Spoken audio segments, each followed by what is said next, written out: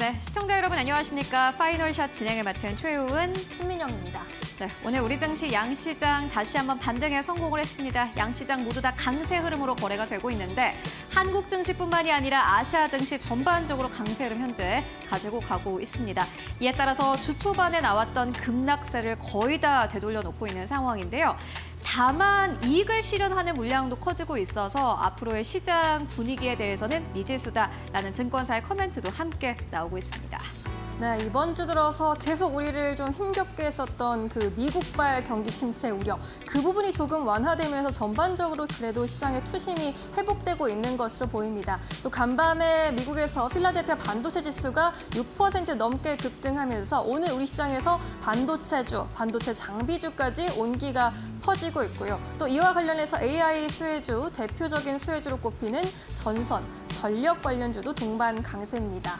또 여기에 더해서 정부의 정책이 나온 건설주 속으로도 매기가 크게 쏠리고 있는데요. 오늘 어떤 모멘텀에 함께 집중해 보시겠습니까? 저희와 끝까지 함께 하시면서 투자 아이디어 가져가 보시길 바라겠습니다. 그럼 오늘 시장에 주고 있는 첫 번째 시그널 먼저 최윤 앵커와 함께 확인해 보시죠. 네, 오늘 시장에선 건설주들이 강세 흐름을 보이고 있습니다. 어제 장중에 정부가 부동산 대책을 내놓았습니다. 정부가 부동산 대책을 내놓으면서 오늘 시장에서 건설주들이 특히나 급등 흐름을 보여주고 있는 상황인데요. 골자는 앞으로 공급을 늘리겠다라는 겁니다. 보시다시피 정부가 주민 주거 안정을 위한 주택 공급 확대 방안을 어제 발표를 했습니다. 11월에 5만 가구 규모의 신규 택지를 발표할 예정이라고 하고요. 또 서울에는 1만 가구 이상이 포함될 예정이라고 합니다. 저희가 이렇게 좀 표로 정리를 해봤는데 또 내년에는 수도권에 3만 가구 이상의 신규 택지 규모를 발표할 예정이라고 합니다. 총 합쳐서 내년까지 8만 가구 공급에 대한 대책이 나올 것으로 현재 전망이 되고 있습니다. 그렇기 때문에 기대감이 더 커지고 있는 상황인데요.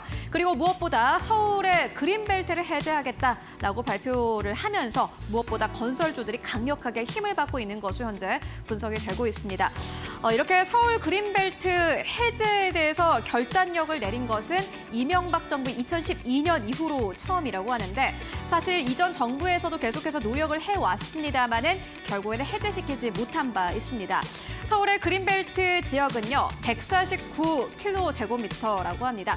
전체 서울 면적 가운데 24.6%에 해당하는 규모라고 하는데 다만 북부 지역의 그린벨트는 대부분 산이기 때문에 강남 중심으로 그린벨트가 해제가 될 것이고 개발이 될 것이다라는 기대감이 현재 나오고 있는 상황입니다. 특히나 서울을 인접한 수도권 지역 같은 경우에는 택지 거래 허가 구역으로 한시적으로 지정한다고 하는데요. 이에 따라서 워낙 강세를 보였던 서초구, 강남구 쪽으로 다시 한번 주택 가격이 강세 흐름을 보일 수 있다라는 현재 기대감 나오고 있는 상황입니다. 이어서 다음 페이지를 통해서 조금 더 자세하게 만나보고 가도록 하겠습니다. 일단 무엇보다 정비 사업의 최대 용적률도 상향 조정할 예정이라고 합니다. 현재 정부에서 두 가지 방안을 밝혔는데 역세권의 정비 사업은 현행 360%에서 앞으로 390%까지 상향하겠다라고 밝혔습니다. 그러니까 역 주변에 있는 아파트의 정체 용적률은 재개발을 하게 되면 앞으로 360%가 아니라 390%까지 올려주는 방안을 발표를 한 건데 이렇게 되면은 부동산 강세 지역인 여의도와 목동 지역을 중심으로 다시 한번 아파트 붐이 일어날 것이다, 재개발 붐이 일어날 것이다라는 기대감이 강력하게 나오고 있습니다. 또 일반 정비 사업 같은 경우에는 현행 300%에서 330%까지 늘릴 예정이라고 하는데 이렇게 되면은 죽었던 지방 부동산도 살아날 수 있다라는 기대감이 강력하게 나오고 있는 상황입니다. 정부에서는 정비 사업의 절차를 획기적으로 줄일 것이다라고 발표를 했고요. 특례법으로 불확실성을 제거해서 금융과 세제 지원도 아끼지 않겠다라는 의지를 함께 밝히기도 했습니다. 결국에 이번 대책의 핵심은 도심 내 아파트 공급을 위한 정비 사업을 지원하는 데 있고요. 여기에 더불어서 올 들어서 주택 착공 지표는 반등 흐름을 나타내고 있기 때문에 이제 부동산 시장이 금리 인하와 맞물려서 함께 강세 흐름을 보일 것이다라는 기대감 강력하게 나오고 있습니다. 무엇보다 최근에 서울 지역의 아파트 입주량이 급감한 상황이고 경기 인천도 역시나 마찬가지로 급감한 상황이어서 이번에 대책이 건설주들에게는 확실히 도움이 될 것이다라는 기대감으로 오늘 시장 관련주들이 급등 흐름을 보이고 있는데요. 함께 만나보시죠.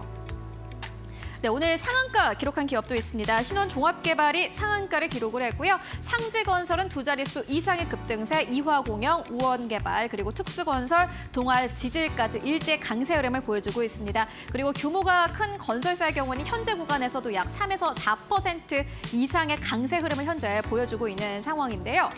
증권사에서는 약간 좀 이 스탠스는 달랐습니다. 먼저 긍정적인 쪽을 보면은 LS증권도 긍정적으로 평가를 했고 미래에셋투자증권도 역시나 마찬가지로 긍정적으로 평가를 했습니다. 정책의 효과에 대해서는 한계점이 있을 수는 있겠지만은 그래도 건설사에게는 긍정적일 것이다라는 기대감을 강력하게 내비쳤습니다. 어제 정책이 발표되고 난 이후로 증권사에서 오늘 아침에 관련 리포트를 내놓았는데요.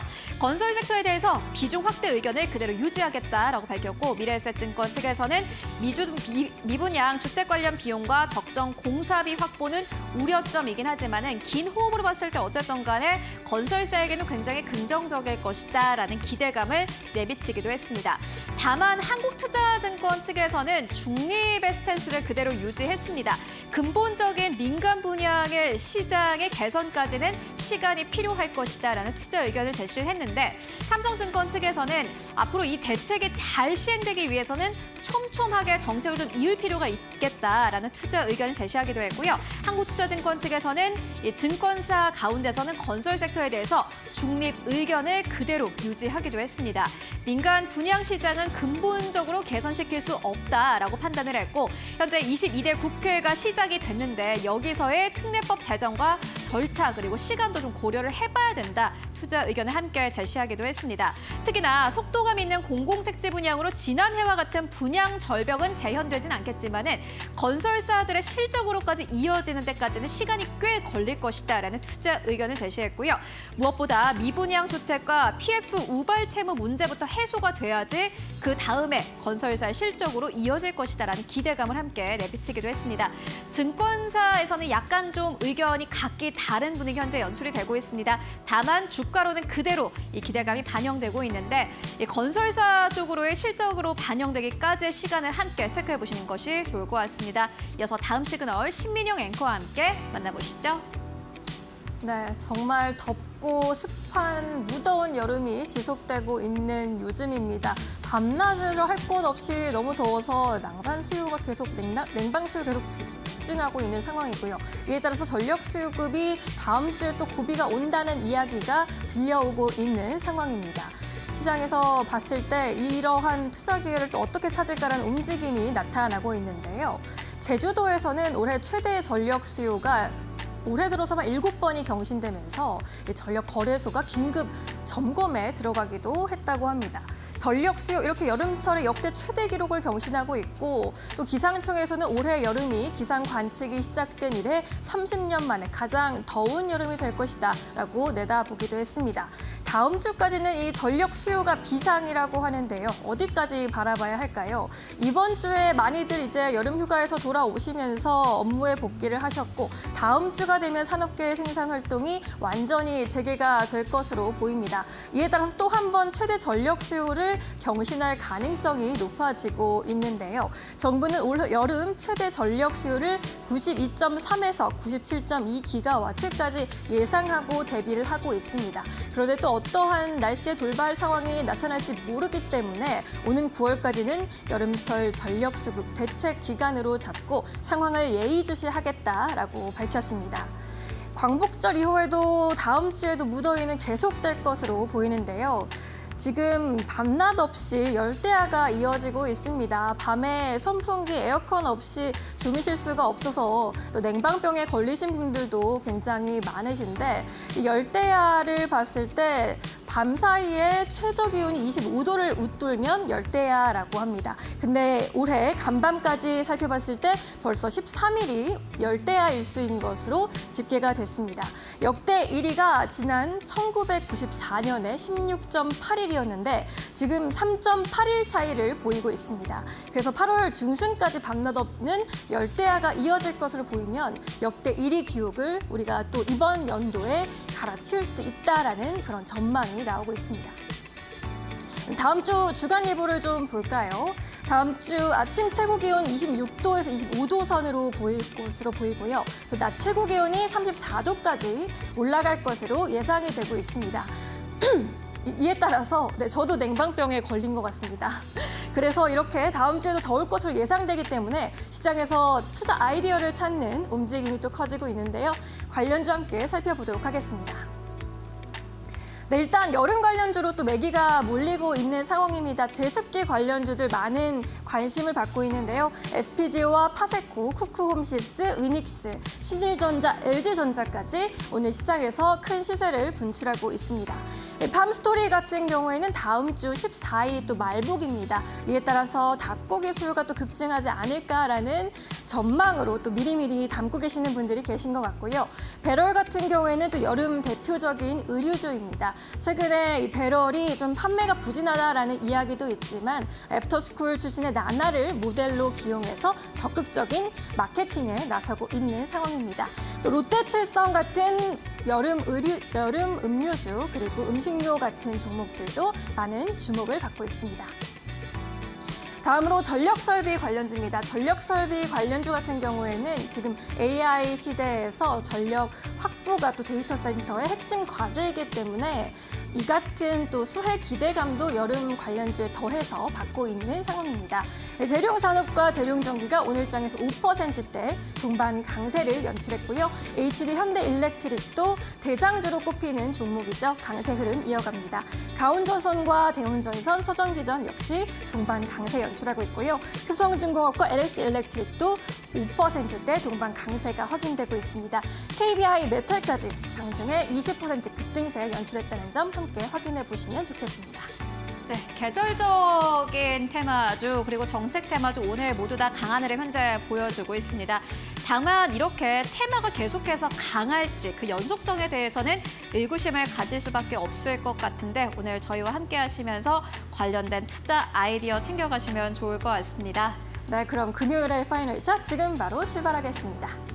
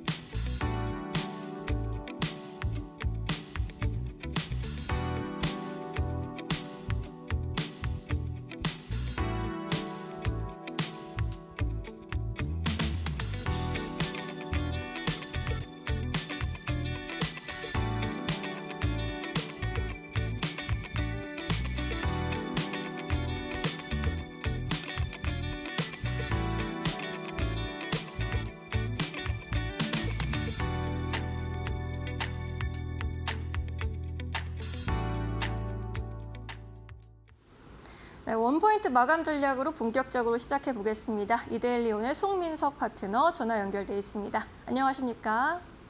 예, 반갑습니다. 송민석 파트너입니다. 네, 간밤 뉴욕 증시 상승의 훈풍을 그래도 잘 이어받고 있는 우리 증시인 것 같은데 오늘 시장 전략 어떻게 세워가고 계십니까? 예, 아무래도 이번 한 주 자체가요, 워낙 변동성이 좀 강하게 나타났고, 그로 인해서 지금 뭐 단기성이나 아니면 중장기성, 그런 투자적인 관점으로 좀 봐야 될 것 같아요. 우선 이제 미국 주간 고용지표가 호전 지수 속에서 뭐 지수가 동반하다 보니 관련 섹터, 뭐 반도체나 그런 관련주들이 좀 상승을 했습니다.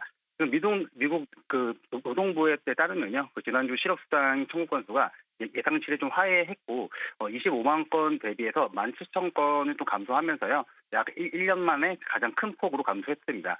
그러다 보니까 고용에 대한 안정화가 다시 이제 고용 지표가 이런 호전적으로 모습을 보이고 경제 침체에 대한 그동안의 그 불안감이 일정 부분은 해소가 되는 모습이고요.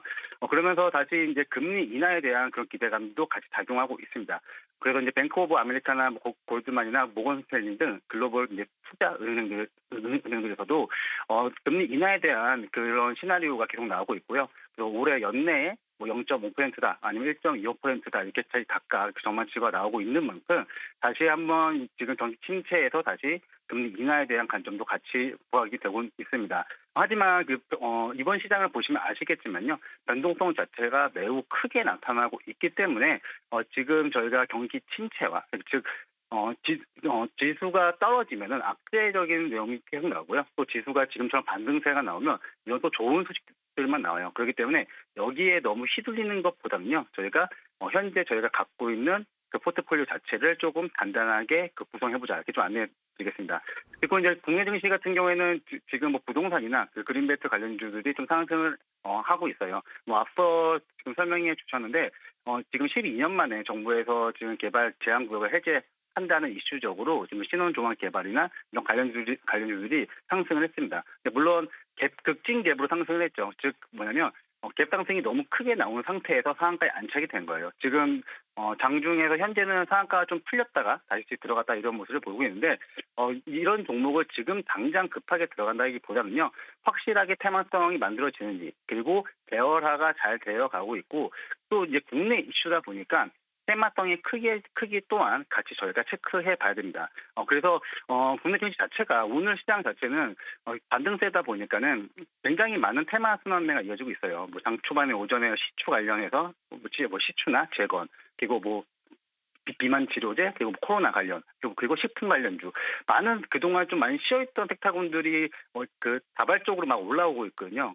그러한 흐름들은 뭐냐면요, 너무 급하게 저희가 어느 섹터가 올라간다고 그 섹터를 들어갔다가 또 떨어지고, 즉 윗꼬리가 달리면 떨어지고, 또 다른 섹터로 또 이동하고, 그런 약간 핑퐁적인 흐름을 많이 당하게 되면요, 오히려 심리적으로도 안 좋고 실질적으로 손실이 납니다. 그렇기 때문에 오늘 같은 시장은 그래도 좀 차분하게 관망을 좀 하면서 현금화를 일정 부분 해주자, 이렇게 좀 안내해 드리겠고요. 그리고 원포인트 공략주는요, 금일 아무래도 많은 섹터군들이 이렇게 움직이고 있는 가운데에서도 지금 뭐 한국콜마드 화장품 관련 섹터가 좀 좋은 흐름을 보여주고 있어요.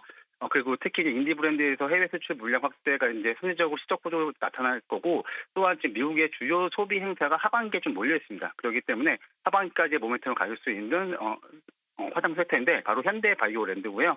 현대바이오랜드는 이제 현대백화점 그룹의 계열의 종합 헬스케어 기업이고, 또한 지금 최근에 화장품 원료 매출 반등 속에서 다시 한번 바닥권 대비 거래량을 분출하고 있으니까 관심 있게 보시면 좋겠습니다.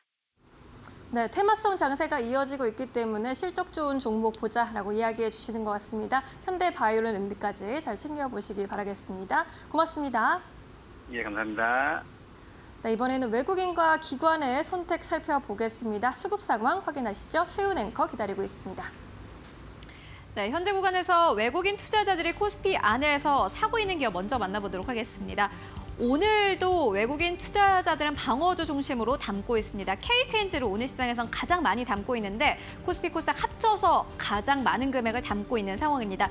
이번 주 목요일까지는 SK텔레콤을 대량 매수했다면 금요일부터는 그 스탠스가 살짝 바뀌면서 KTNG 쪽으로 오늘 매수세가 강력하게 유입되고 있고요. 두 번째로는 현대차, 세 번째로는 SK하이닉스, 세 번째로는 LNF, 다섯 번째로는 포스코 퓨처엠 올라와 있습니다. 오늘 시장에서는 지금까지 매도 스탠스를 유지했던 SK하이닉스 쪽으로 오늘 시장 강력한 매수가 들어오고 있는 모습 확인이 되고 있고요. 2차전지 쪽으로 오늘 시장에서 강력한 매수세 현재 포착되고 있습니다. 매도하는 기업들 살펴보면 오늘 시장에서는 네이버와 카카오를 1위권, 3위권에 두고 가장 많이 매도하고 있는 흐름 현재 나타내고 있습니다. 플랫폼 쪽으로는 전반적인 매도 흐름이 강력하게 나타나고 있는 상황이고요. 또 오늘 시장에서는 삼성전자를 매도하고 있습니다. 특히나 공매도가 금지된 상황 속에서 외국인 투자자들이 코스피 내에 숏 포지션을 삼성전자와 SK하이닉스와 같은 기업들을 통해서 나타내고 있다라는 증권사의 분석도 나오고 있는 상황입니다. 네 번째로는 셀트리온, 다섯 번째로는 신한지주 올라와 있습니다. 이어서 코스닥 안에서의 수급 흐름 함께 만나보시죠. 네, 오늘 코스닥 안에서는 에코프로 비엠과 에코프로를 외국인 투자자들이 가장 많이 매수하고 있습니다. 이전에 이 에코프로 회장인 이동채 전 회장이 이번에 8.15 사면을 통해서 특별 사면될 수 있다라는 기대감과 함께 오늘 시장에서 관련주들이 급등 흐름을 보이고 있는 상황인데 외국인들의 수급에 힘입어서 아무래도 강세 흐름을 보이고 있는 것으로 현재 분석이 되고 있고요. 또 오늘 세 번째로는 HLB를 가장 많이 사들이고 있고 네 번째로는 리노공업, 다섯 번째로는 흥구선 석유 올라와 있습니다. WTI 가격 강세와 함께 석유 관련 기업들도 역시나 마찬가지 오늘 시장에서 강세 흐름을 나타내고 있는 상황이고요. 매도하는 기업들 살펴보시면 오늘 가장 첫 번째로는 실리콘2를 매도하고 있는 흐름 나타나고 있습니다. 바이오주들도 연이어서 이름을 올리고 있는 상황인데 두 번째로는 리가캠바이오, 세 번째로는 ABL 바이오, 네 번째로는 바이오니아 올라와 있습니다. 코로나19 관련주 중심으로도 오늘 시장 차익 실현 매물들이 크게 출회가 되고 있는 모습이고요. 다섯 번째로는 넥슨 게임즈 올라와 있습니다. 이어서 기관 투자자들의 코스피 안에서의 수급 흐름 함께 만나보시죠.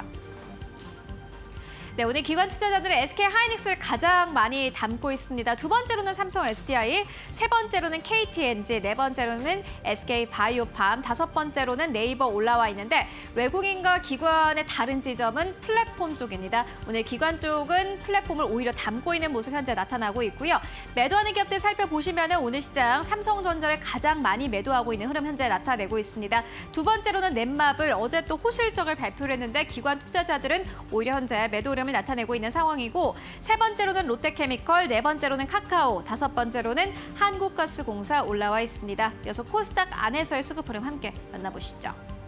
네, 오늘 코스닥에서는 기관 투자자들이 넥슨 게임즈를 가장 많이 매수하고 있습니다. 역시나 마찬가지로 외국인과 다른 포인트가 게임주 안에 있는 것 같고요. 두 번째로는 에코프로 BM, 그리고 세 번째로는 에코프로입니다. 오늘 외국인과 기관의 쌍끌이 매수가 나오는 게 에코프로 계열사들입니다. 그리고 네 번째로는 테크윙, 다섯 번째로는 펩트론 올라와 있고요.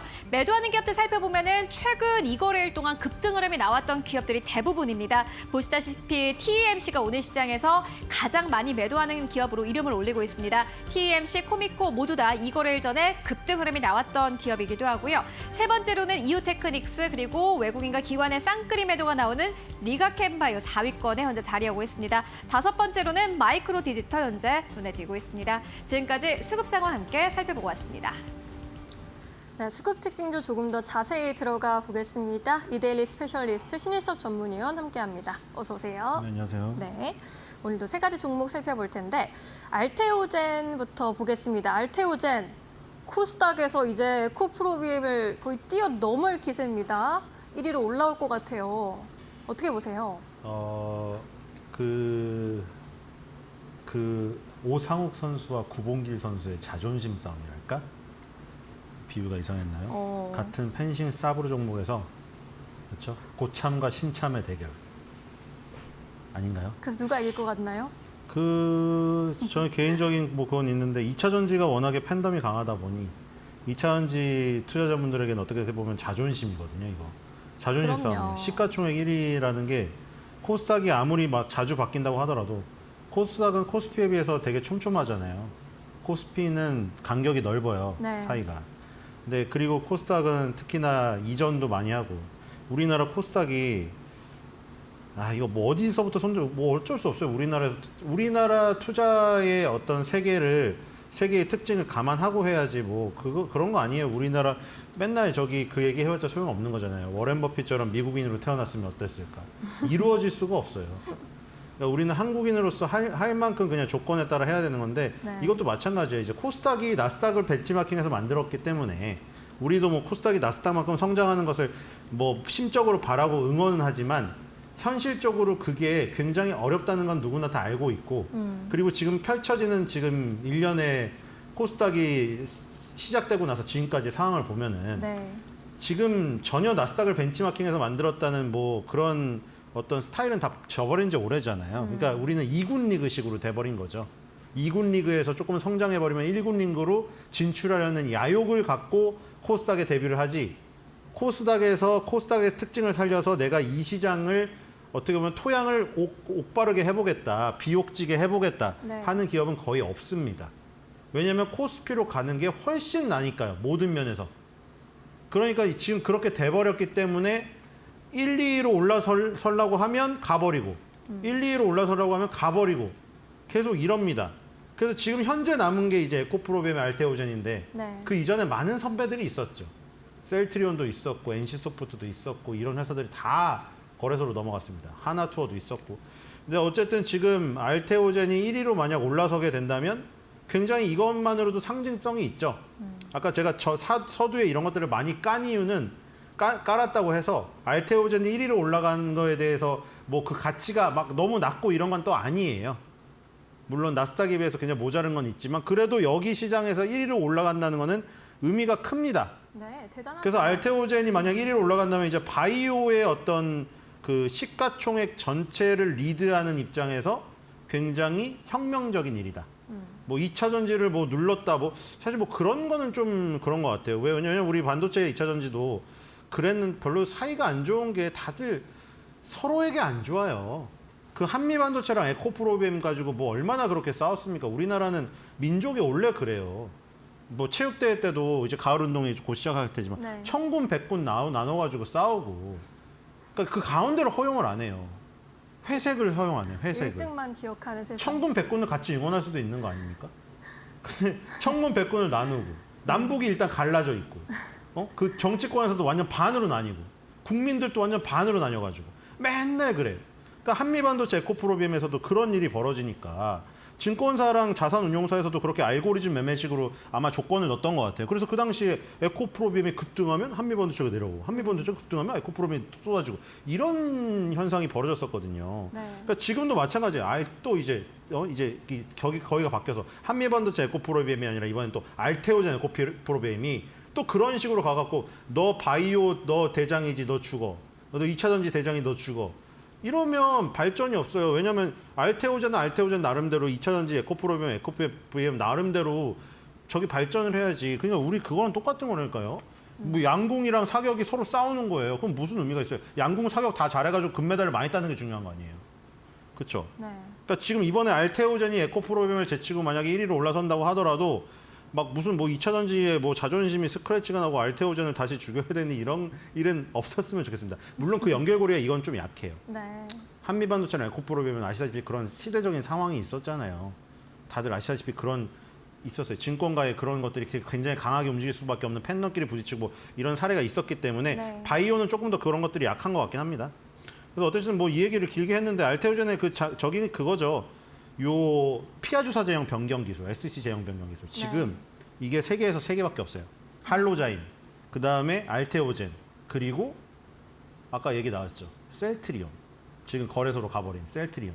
셀트리온이 렘시마 SC를 내놨잖아요. 네. 그럼 렘시마 SC가 얀센의 레미케이드라는 그 무릎 관절 류마티스 관절염 치료제가 특허 만료가 되자 그게 바이오 의약품이니까 바이오 시밀러가 나와서 셀트리온이 렘시마라고 레미케이드랑 이름이 비슷하잖아요. 렘시마를 내놨어요. 근데 이게 다 IV 제형이거든요. 일반적으로 IV 제형부터 시작을 해요. 다. 왜냐면 정맥 주사로 핏줄에 꽂아야 물론 오래 걸리지만 약효가 제일 끝내주기 때문이죠. 그럼 왜 먹는 거를 싫어하는 걸 먹는 거 좋아하는 사람이 좋아하는 거를 왜 모르겠어요. 네. 다 먹는 걸 만들겠죠. 근데 먹는 거보다 주사 제형이 효과가 빠르기 때문에 다 주사 제형이에요. 근데 그걸 이제 SC 제형으로 변경했다. 그래서 네. 렘시마 SC가 진펜트라라는 이름으로 FDA에서 승인을 받았는데 신약으로 승인을 받았어요. 바이오 시밀러에서 시작했는데 신약으로 승인을 받았단 말이에요. 거기서 뭘 느끼셨어요? 레미케이드를 복제해서 만든 렘시마인데 제형만 정맥주사 제형에서 피하주사 제형으로 변경했다고 그거를 FDA에서는 신약으로 허가를 해줬다는 거는 무슨 차이가 있는 거예요? 거기서 IV랑 SC. 제형 변경이 신약으로 바뀔 정도의 파급력이 있다는 거잖아요. 그럼 레미케이드를 복제한 렘시마 SC는 누가 만들었을까? 그 기술은 할로자임 거냐 알테오젠 거냐? 아니요, 그거 셀트리온 자체 기술이에요. 근데 셀트리온은 왜 알테오젠은 지금 이걸 SC 제형 변경 기술을 뭐 막 머크에도 팔고 최근에 산도즈에도 팔고 이런 얘기가 나오는데 셀트리온은 왜 이걸 안 팔아요? 셀트리온은 네. 최종 제품을 만들어내는 거에 방점이 찍혀 있는 거예요. 그러니까 자기가 렘시마 SC 그 렘시마 말고 쭉 있잖아요.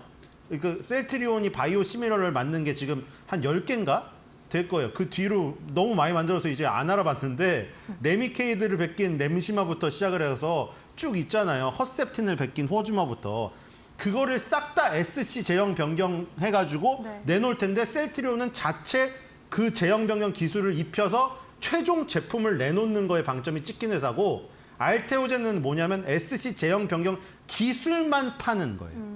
알테오젠이 직접 뭐 물질을 개발해가지고 지금 준비하고 있는 바이오 시밀러도 있으나 알테오젠의 가장 큰 컨셉의 차이는 셀트리온은 최종 제품을 만들어내는데 자기의 기술을 자기만 이용하는 거고 알테오젠은 파는 입장이죠. 그리고 할로자임도 파는 입장이고. 그러니까 플랫폼을 살 수 있는 구매자 입장에서는 두 개밖에 없는 거죠. 할로자임이냐 알테오젠이냐밖에 없는 거죠. 근데 왜 이걸 왜 사죠? 머크의 키트루다는 왜 사요?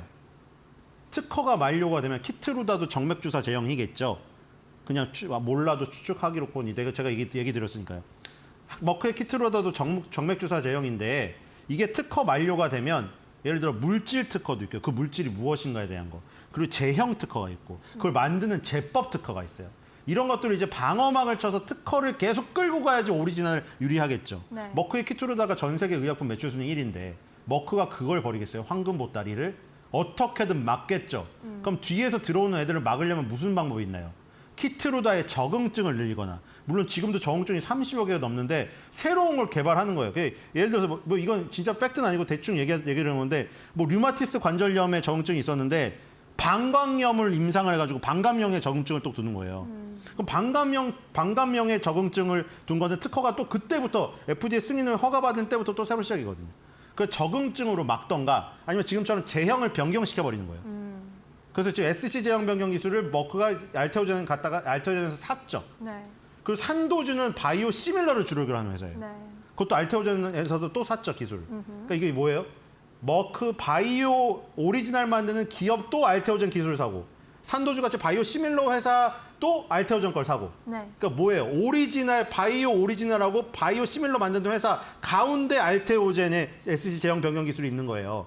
오리지널은 뒤에 바이오 시밀러가 치고 들어오는 거를 특허를 막고 싶고 바이오 시밀러는 약값 인하로만 이제 안 되니까 바이오 시밀러 회사 너무 많으니까 가격 경쟁력만으로 안 되니까 SC 제형 변경 기술을 통해서 오리지널을 치려고 하는 거죠. 서로 치려고 맞부딪히는 전장 가운데 알테오젠 SC 제형 변경 기술 검 하나가 놓여 있는 거예요. 우리 운동회 때 하잖아요. 가운데다가 놓고 물건 누가 빨리 와서 집어가나 시합하잖아요. 네. 그 시합을 하고 있는 거예요. 그러니까 지금 알테오젠은 몸값이 높아지는 것이죠.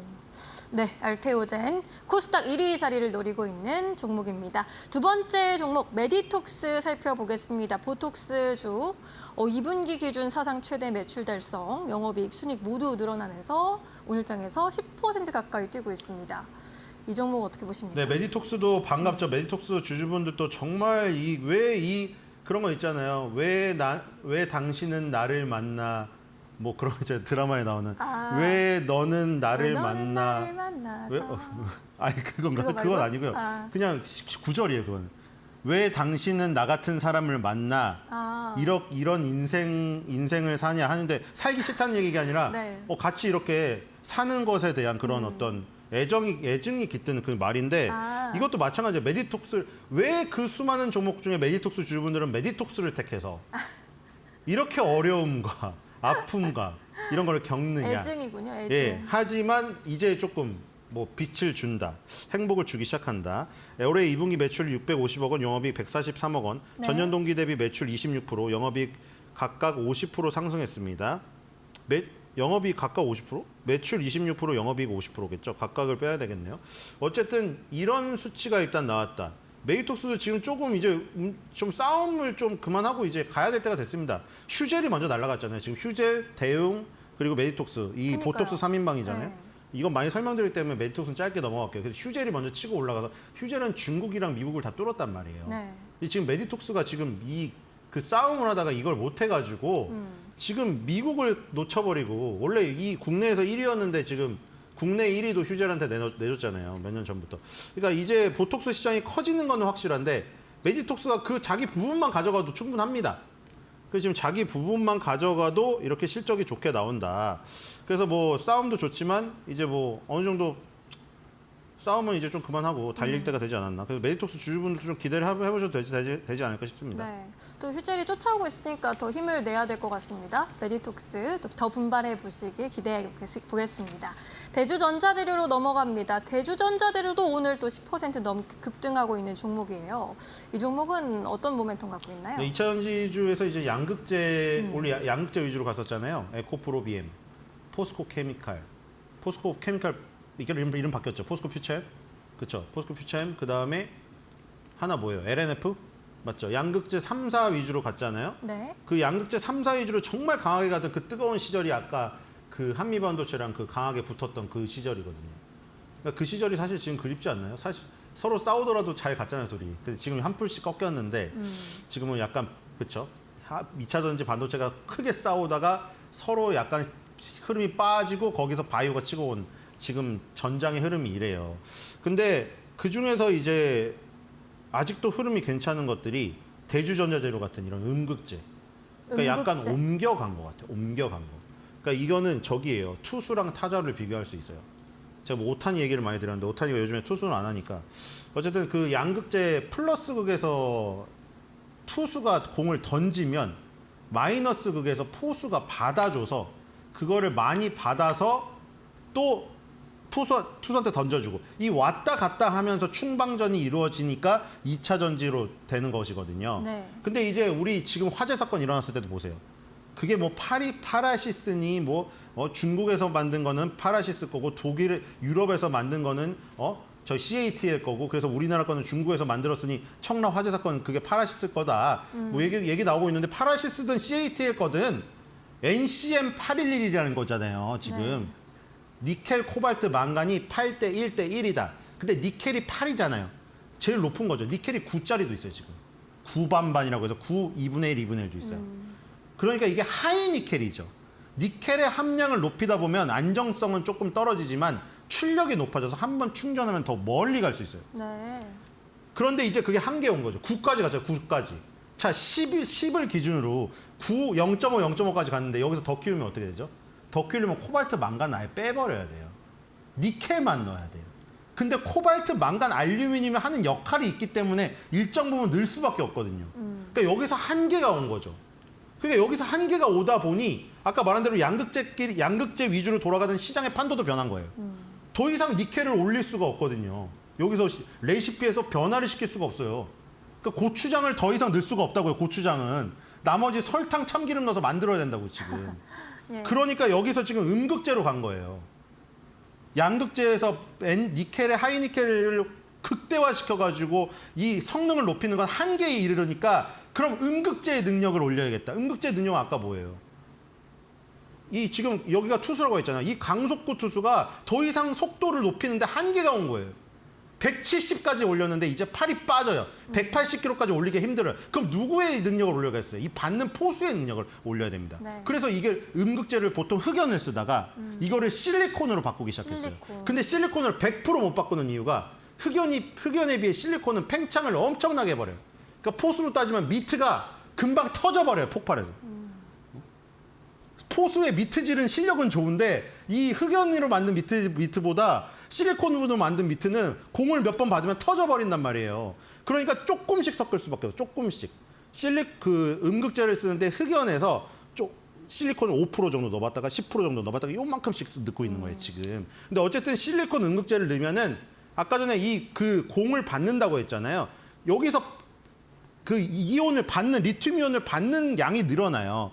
그럼 이제 충방전 할 때 결과적으로 우리 소비자들이 느끼는 건 뭐냐면은 충전 시간이 짧아집니다, 여기서는. 네. 아까 니켈의 함량을 양극재에서 올렸을 때는 출력이 높아져서 더 많은 거리를 갈 수 있다고 했잖아요. 네. 음극재의 성능을 올리면은 충전 시간이 줄어들어요. 여러분들 전기차 뭐 지금 화재 때문에 논란해서 화재 때문에 고민하고 이러는데 화재 사건 이전에는 뭘 고민했나요? 가장 고민했던 게. 충전 시간. 그렇죠. 주유소 가서 저도 많이 경험했거든요. 주유소 가서 나 보너스 카드 적용하려고 조금 피고 있는 사이 뒤에서 빵빵거리더라고요.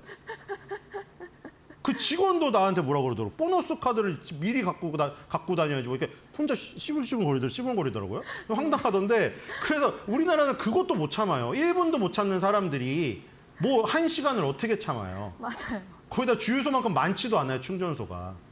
그러니까 지금 이게 만약에 실리콘 음극재의 함유량을 계속 늘리게 되면 네. 지금 실리콘이 아까 전에 흑연에 비해 비싸기도 하고 많이 넣게 되면 팽창이 되니까 그거를 이제 가격적인 면을 떨어뜨리고 팽창되는 부분만 조금 잡는 거. 그러니까 나노신 소재가 그런 걸 해요.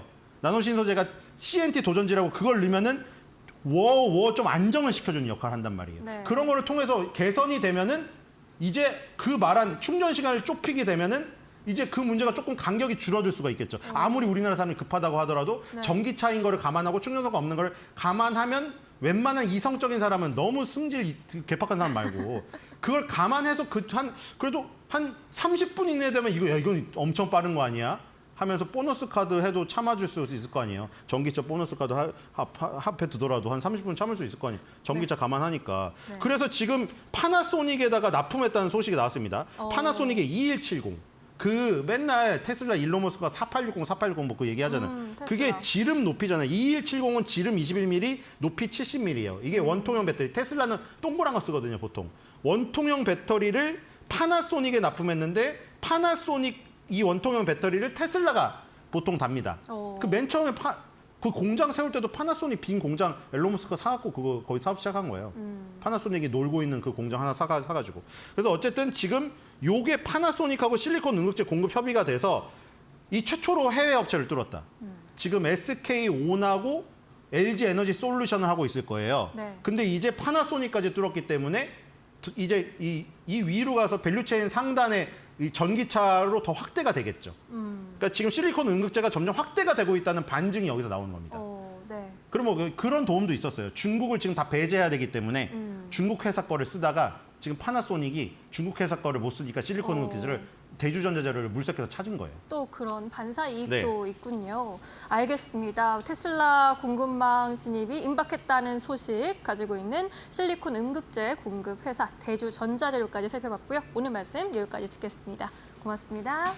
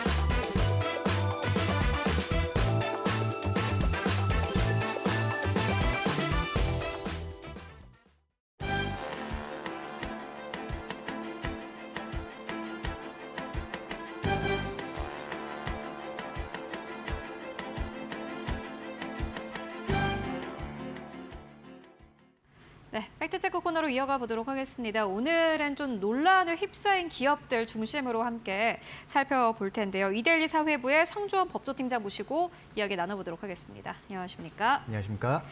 네, 먼저 첫 번째로는 위메이드 관련 이야기부터 좀 해보고 가도록 하겠습니다. 장현국 전 위메이드 대표가 재판에 넘겨졌습니다. 투자자들은 앞서서 유통량에 대한 이 고의적인 허위 사실로 투자자를 속였다라는 이유로 이제 검찰에 요 고소를 했고 보니까는 자본시장법 위반 혐의를 적용을 했다고 하는데 재판에 넘겨진 요 과정들을 함께 살펴보고 가도록 하겠습니다. 네, 검찰은 이 장형국 전 대표가 위믹스 코인 유동화를 중단하겠다고 허위 발표한 혐의로 불구속 기소했습니다. 2022년 1월과 2월 유동화 중단을 선언했지만 실제로는 그 이후에도 약 3천억 원 상당의 위믹스를 추가로 현금화한 것으로 조사됐습니다. 검찰은 이 같은 행위가 투자자들을 착각에 빠뜨려서 위믹스 코인과 위메이드 주식을 매수하도록 유도했다라고 보고 있는 것인데요. 다만 사기 혐의에 대해서는 투자자들의 매수 대금을 장 전 대표가 직접 취득했다라고 보기는 어렵다고 보면서 사기 혐의에 대해서는 무혐의 처분을 내렸습니다. 네, 사기는 아니었는데 어쨌든 간에 요 의혹 수사를 벌이고 있었습니다. 이에 따라서 사실 위믹스 이 코인의 가격에 좀 급등나게 나왔습니다. 이 부분도 함께 짚고 가도록 하겠습니다. 네, 위믹스 코인 가격이 크게 하락하는 그런 모습을 보였는데 투자자들 사이에서는 2022년 12월에 상장 폐지 사태가 재현될 수 있다는 우려까지 제기되고 있는 그런 상황입니다.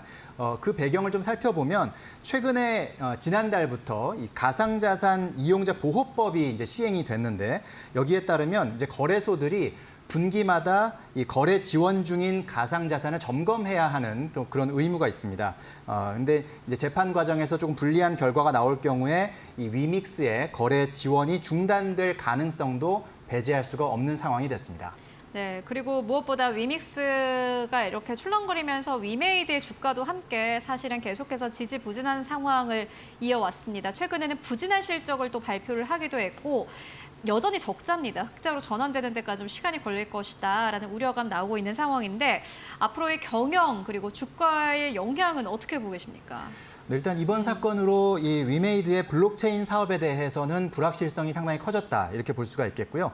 그래서 일부 증권사에서는 이미 위메이드의 목표 주가를 하향 조정하기도 했습니다. 또 코인 사업 관련 리스크가 증가했다라는 평가도 나오고 있고요. 장 전 대표는 올해 3월에 대표직에서 물러났지만 여전히 그룹 부회장으로 재직하고 있는 상황입니다. 재판 결과에 따라서 경영진 변동 가능성도 있기 때문에 주가에 또 추가적인 영향을 미칠 수 있는 이슈고요. 또 위믹스 사업이 위메이드로서는 아주 중요한 성장 동력이었는데 이번 사건으로 인해서 신뢰도가 하락했고 이것은 위메이드 회사의 전반적인 사업 전략에도 영향을 줄 것으로 보입니다. 네, 특히나 위메이드 한때는 또 플레이 투 언의 대표적인 기업으로 주가가 고공행진 흐름을 보여주기도 했는데 최근에는 실망감이 좀 큰 듯합니다. 앞으로 이 사건이 어떻게 해결되는지에 따라서 또 관련 업계도 움직일 것 같은데 앞으로 사건 방향은 어떻게 보고 계십니까? 네, 일단 이 사건의 영향에 따라서 가상자산 업계의 투명성 또 규제에 대한 논의가 아주 본격화될 것으로 예상이 됩니다. 재판 과정에서 이 위믹스의 유통량 관리 또 공시 문제가 주요 쟁점이 될 것으로 예상되고요. 이것은 위메이드뿐만 아니라 다른 가상자산 프로젝트들에게도 경각심을 불줄 수 있는 그런 사안이라고 보여집니다. 또한 앞서 말씀드린 것처럼 최근에 가상자산 이용자 보호법이 이제 시행이 됐는데 이것과 맞물려서 거래소들의 코인 심사 기준이 더욱 엄격해질 가능성이 있다는 점 이런 점들도 유의를 해야 될 것 같고요. 단기적으로 보면 투자 심리 위축으로 인해서 전반적인 시장 침체가 우려된다 이렇게 볼 수 있겠고 장기적으로는 이번 사건을 계기로 가상자산 시장의 제도화 또 투명성 강화가 조금 가속화될 것으로 좀 전망이 되는 그런 상황입니다. 네, 알겠습니다. 위메이드의 주가 흐름은 계속해서 따라가 볼 필요가 있을 것 같습니다. 이어서 또 오너 리스크가 있는 기업도 만나보도록 하겠습니다. 카카오인데 카카오 주가 오늘 좀 크게 밀리네요. 3.9% 넘게 하락세 나타내고 있습니다.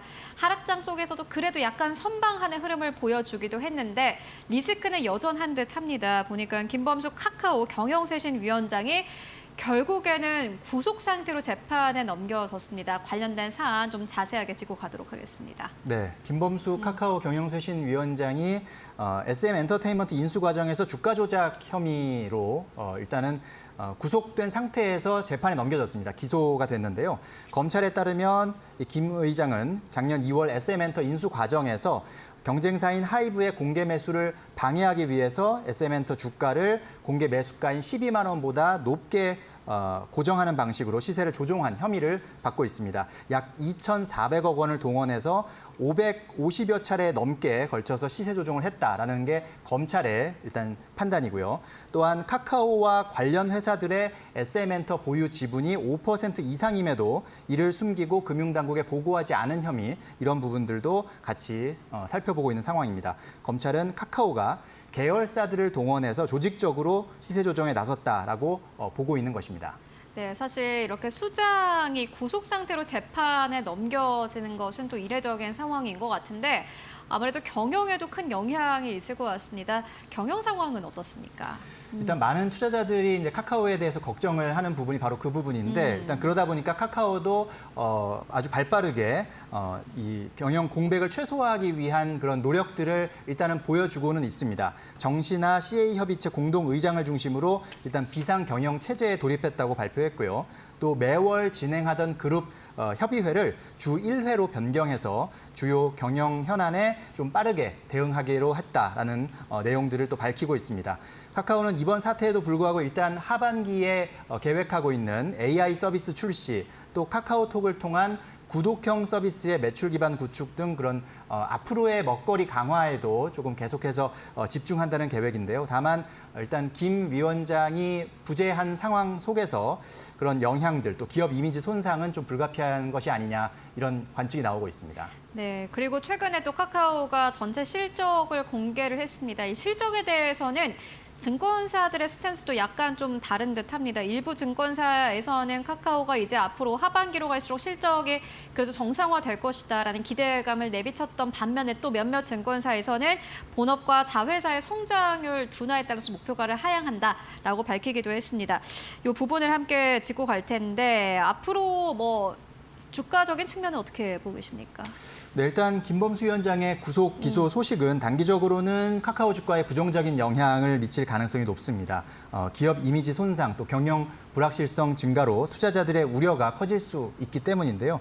장기적으로 봐서는 또 카카오의 실적 또 미래 성장 전략 실행 여부가 주가에 더 큰 영향을 미칠 것으로 또 예상되기도 합니다. 카카오가 일단은 지금 톡비즈 그리고 AI를 핵심 사업으로 집중 육성하겠다라는 계획을 밝힌 상황인데 뭐 AI와 이런 구독형 서비스 등 새로운 성장 동력을 성공적으로 확보하고 효율적인 비상 경영 체제를 통해서 안정적인 실적을 유지한다면 주가 회복의 가능성도 있다고 보여집니다. 다만 이제 계속해서 또 추가적인 법적 리스크가 나타날 수도 있고 또 경영 공백이 얼마나 오래 지속되느냐 이런 부분들이 앞으로의 이제 관전 포인트가 될 텐데 이런 것들이 이제 주가 하락 압력으로 작용할 수도 있고 그렇기 때문에 투자자 여러분들은 이런 상황들을 계속해서 좀 주의 깊게 살펴보셔야 될 것 같습니다. 네, 카카오는 아무래도 이제 좀 오너 리스크가 현재 좀 있는 상황이기 때문에 계속해서 좀 어떻게 흘러가게 될지 그리고 이 부분이 결국엔 경영에 어떠한 영향을 줄지를 함께 체크해 보시는 것이 주가를 대응할 만한 포인트가 될 것 같습니다. 이어서 다음 이슈로 넘어가 보도록 하겠습니다. 티몬과 위메프 관련 좀 이슈를 짚고 갈 텐데 보니까 티몬과 위메프 상품권 사업 이관 지시에 대한 진술이 나왔습니다. 자세하게 전해주시죠. 네, 이 구영배 큐텐 대표가 위메프를 인수한 뒤에 그 사업 상품권 사업과 디지털 가전 사업 부문을 티몬으로 이관하도록 지시했다라는 것이 이제 티몬과 위메프 경영진의 증언으로 지금 밝혀지고 있는데 이것은 다시 말하면 위메프가 상품권 판매로 확보한 현금을 그룹 차원에서 관리하고 활용하려는 목적이었을 가능성이 있다 이렇게 해석할 수 있는 부분입니다. 티몬의 재무 관리는 큐텐의 재무본부장이 담당했고요.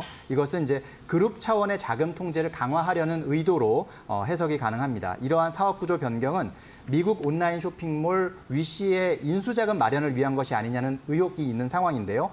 바로 이 부분이 검찰의 수사 대상이 되고 있는 상황입니다. 네, 쇼핑몰 이제 미국의 쇼핑몰인 위시를 인수하기 위해서 사실 거래 대금도 계속해서 늘리려고 노력을 했다라는 의견들이 나오고 있는 상황인데 무엇보다 티몬과 위메프가 자구안 마련에 어려움을 겪고 있다고 합니다. 어떠한 어려움을 겪고 있습니까? 네, 티몬과 위메프가 이제 회생법원에 회생 절차를 신청하면서 이 자율 구조조정 지원 ARS 프로그램 형식으로 이제 신청을 했거든요. 그래서 그것을 법원이 승인을 했습니다. 그래서 일단은 회생 절차를 바로 개시하기보다는 한 달 정도의 시간을 주고 채권자와 채무자가 좀 자율적인 합의 과정을 통해서 구조조정을 먼저 한번 살펴봐라. 뭐 이런 이제 형태인데 그러려면은 채무자인 티몬과 위메프가 좀 채권자들을 설득할 수 있는 자구안을 마련해서 이제 제출을 해야 됩니다. 그런데 자구안 마련에 지금 난항을 겪고 있는 상황입니다. 원래는 이제 이번 주 그러니까 오늘까지 법원에 제출할 것으로 예상이 됐었는데 일단 이번 주 그러니까 오늘까지 제출하기는 좀 어려울 것으로 예상되고 아마 다음 주 월요일 정도에 제출할 것으로 지금 예상되는 상황입니다. 그만큼 투자자나 인수자를 찾기가 참 어려운 그런 상황에 빠져 있다라고 볼 수가 있겠고요. 이제 12일 월요일 날 티몬과 위메프가 이 자구안을 법원에 제출하게 되면 그 다음 날 13일에 바로 현재 고액 채권자 중심으로 마련된 그 채권자 협의회가 아마 개최가 돼서 그 과정에서 티몬과 위메프가 어떤 자구안을 냈을지 구체적인 내용들이 좀 공개가 될 것으로 예상됩니다. 네, 자구안에 관련해선 다음 주까지 또 기다려 봐야 될 것 같고요. 앞으로 이 두 기업의 경영 상황이라든지 뭐 시장에 미칠 영향도 역시나 궁금한데 어떻게 보고 계십니까?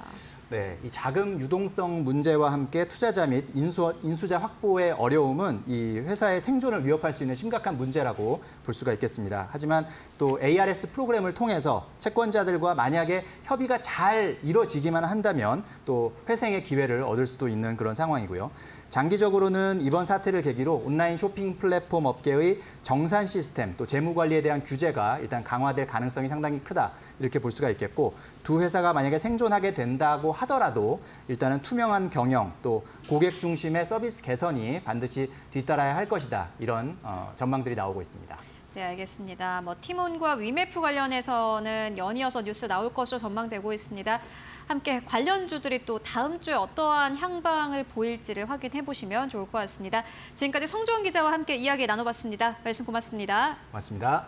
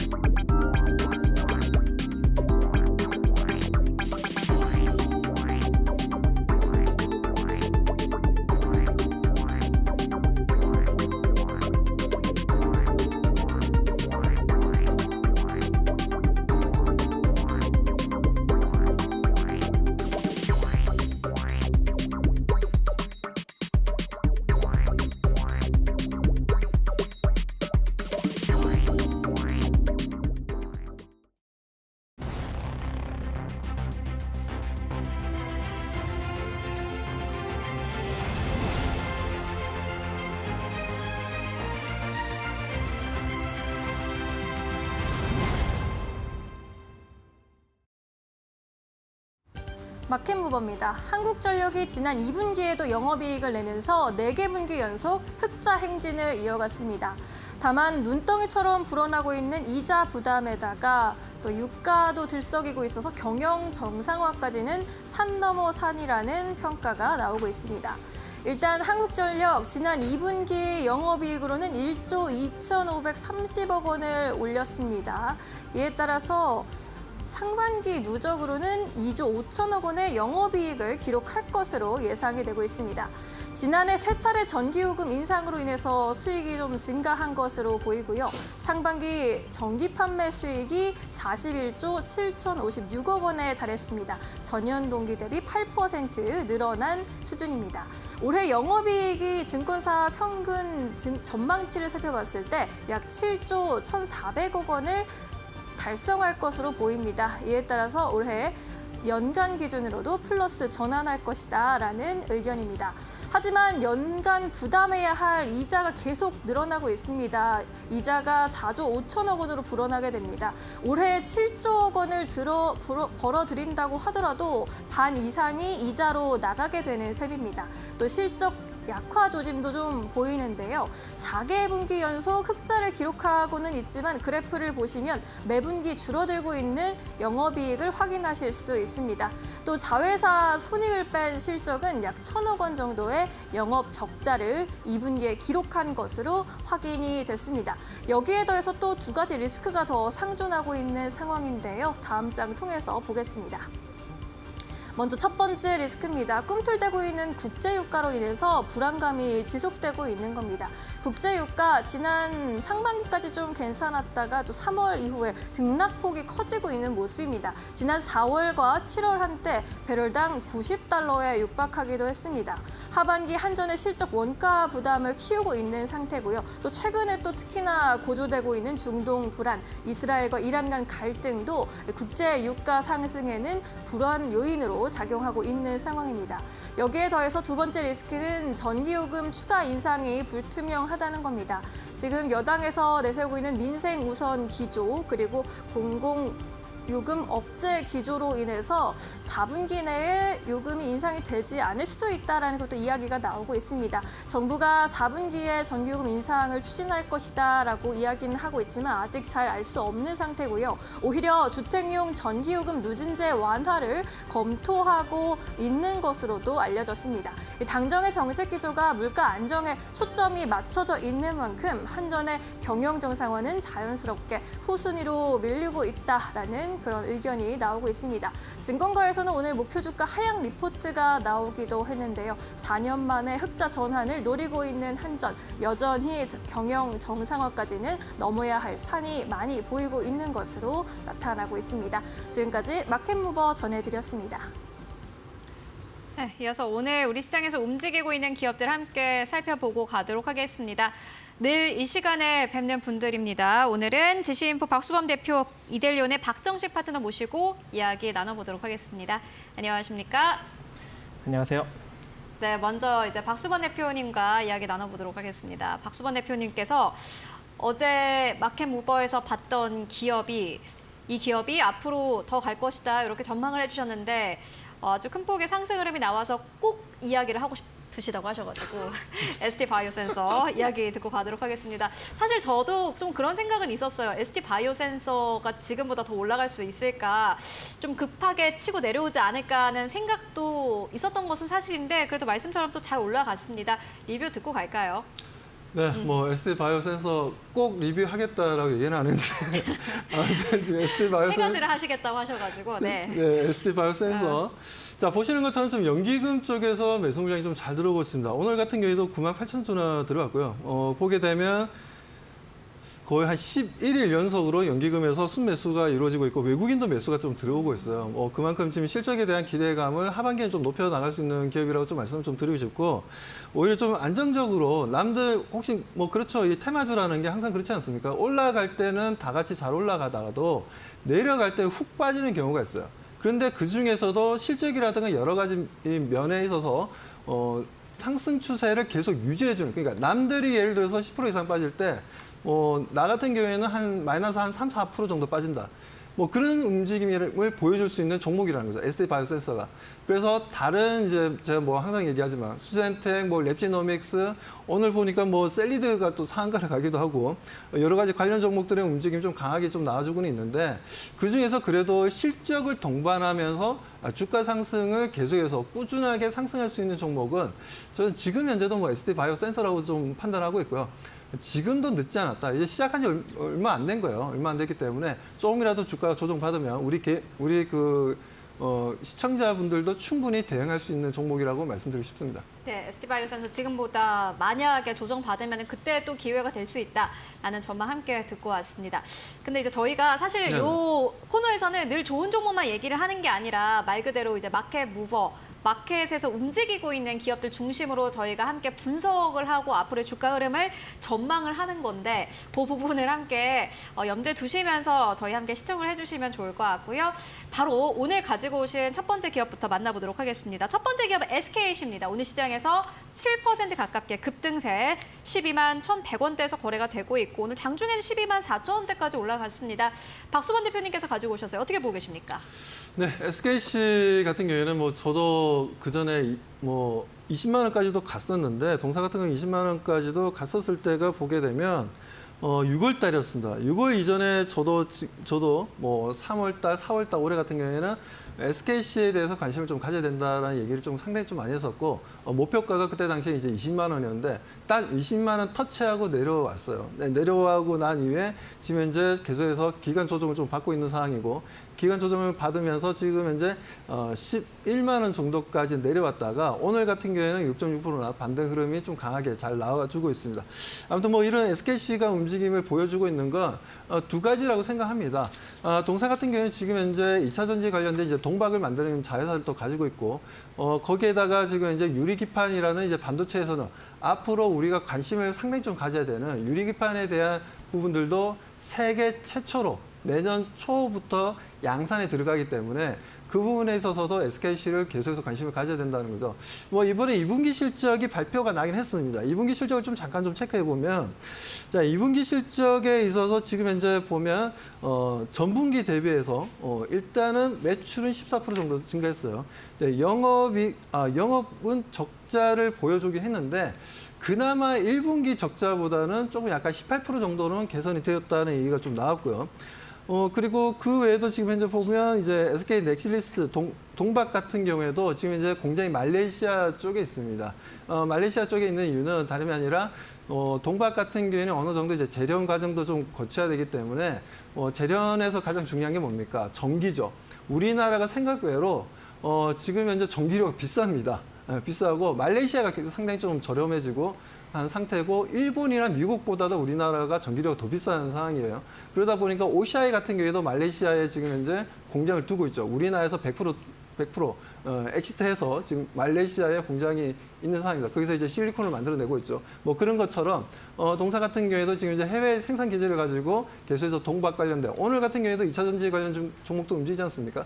뭐 그런 부분에 있어서도 뭐 특히나 에코프로 그룹주들이 강한 상승 흐름을 좀 보여줬는데 그런 부분에서도 상당히 좀 긍정적인 움직임을 우리가 좀 기대해 볼 만하다라고 좀 말씀을 좀 드리고 싶고 그리고 유리기판 관련해서도 계속 좀 말씀드리지만 에솔릭스의 앞으로의 성장성 기대감, 뭐 이런 이제 꿈과 희망을 가지고 상승할 수 있다라고 말씀을 좀 드립니다. 그런 부분들에 있어서 SKC 같은 경우에는 주가가 이 정도로 고점 대비해서 과대 낙폭을 보여준다면 충분히 우리가 대응해 볼 만한 자리라고 말씀드립니다. 네, 오늘 좀 올라오긴 했습니다만 SKC 고점 대비해서 큰 폭으로 떨어진 상황입니다. 여러 가지 모멘텀을 봤을 때 SKC 여전히 좋은 자리에 놓여 있다. 라는 의견으로 저희 정리를 해보고 가도록 하겠고요. 이어서 두 번째 기업 만나보도록 하겠습니다. 박정식 파트너님께서 가지고 오신 한성기업입니다. 이전에 한번 가지고 오신 바 있는데 오늘 시장에서 잘 가고 있습니다. 주가가 4.6% 넘게 상승하면서 6,110원대에서 거래가 되고 있습니다. 식품주가 많은데 한성기업을 오늘 가지고 오신 이유가 있으실까요? 네, 이미 이제 지난 7월 정도에 한번 이제 언급을 해드렸었는데 안타깝게도 좀 시장 하락력과 맞물려서 한 단계 조금 더 빠졌습니다. 그때 한 6,700원대였는데 지금 한 6,100원대에서 움직이고 있는 그런 상황입니다. 오늘 이제 소개해드릴 이유는 좀 K푸드 쪽에서 좀 긍정적인 어떤 그런 이슈가 하나 나왔습니다. 지난 이제 1월 달부터 현재 7월 달까지 올해 수출액이 대략 한 56억 6,750만 달러가 됐고 대략 한 7조 7,736억 원인데 지난해 동기 대비 한 9.2% 정도 증가했다고 합니다. 그래서 오늘 뭐 사주그룹주뿐만 아니라 뭐 CJ 시푸드 이런 이제 식품 관련주들이 좀 긍정적인 흐름을 보이고 있는데 한성기업도 현재 이제 실적이 지속적으로 좀 증가 추세에 놓여져 있는 그런 이제 식품주이기 때문에 아무래도 좀 반등력이 이제 본격적으로 좀 이루어지지 않을까라고 생각을 해요. 그래서 지난 이제 7월에 한번 접근을 하셨던 분이 만약에 조금 이제 손실 쪽으로 좀 가고 있다면 오히려 이제 지금 구간에 추가 매수를 통해서 평단을 좀 낮춰서 수익으로 만들어낼 수 있는 그런 좋은 위치가 되지 않을까라고 생각을 합니다. 그리고 120선에 지금 121선에 좀 지지를 어느 정도 받으려고 하다가 그대로 밀려 있는 그런 상황이기 때문에 현재의 반등력은 최소한 한 6,600원 정도 자리까지는 빠르게 이루어질 것으로 판단하고 있습니다. 그래서 여기서 추가 매수만 하신다면 거의 본전 이상은 충분히 회복할 수 있을 것 같고 또 시장이 잘 받쳐주면서 이 6,600원 자리를 돌파를 하게 된다면 되면 7,800원 정도 자리까지도 바라볼 수 있는 여력이 존재하기 때문에 지금 구간에서 한번 관심 있게 지켜보시면 좋을 것 같습니다. 한성기업은 어떤 기업이 아. 어떤 제품이 수출이 잘 되나요? 네, 기업 소개를 안 해드렸군요. 네, 일단 원양어업이나 그리고 수산물 가공 업체인데 여러분들이 이제 잘 아시다시피 한성 게맛살이나 이런 크래미 이런 제품을 만들고 있는 그런 회사입니다. 특히 이제 크래미 같은 경우에는 이제 수출액이 이제 지속적으로 증가 추세에 놓여져 있고 또 이런 이제 크래미뿐만 아니라 이제 몬스터 크랩, 크래미 치즈볼 그리고 어묵 같은 것도 만들어내고 있기 때문에 앞으로도 이제 지속 발전이 가능한 그런 이제 K푸드를 선도하는 좋은 업체가 되지 않을까 기대하고 있습니다. 네, 알겠습니다. 한성기업 계속해서 기대해 보도록 하겠습니다. 이어서 오늘 다음 기업 함께 만나보도록 하겠습니다. LS 에코에너지인데 오늘 시장에서 13% 이상 급등하면서 28,200원대에서 거래가 되고 있습니다. 박수범 대표님께서 가지고 오셨어요. 어떻게 보십니까? LS 에코 에너지 물론 지금 이제 LS도 있고 LS 일렉트릭도 있고 LS 에코 에너지도 있는데 LS 에코 에너지의 역할은 뭐냐면 동남아 시장이라든가 이제 남미 시장을 겨냥해서 이제 중간 지주사 역할을 하는 회사라고 좀 보시면 될 것 같습니다.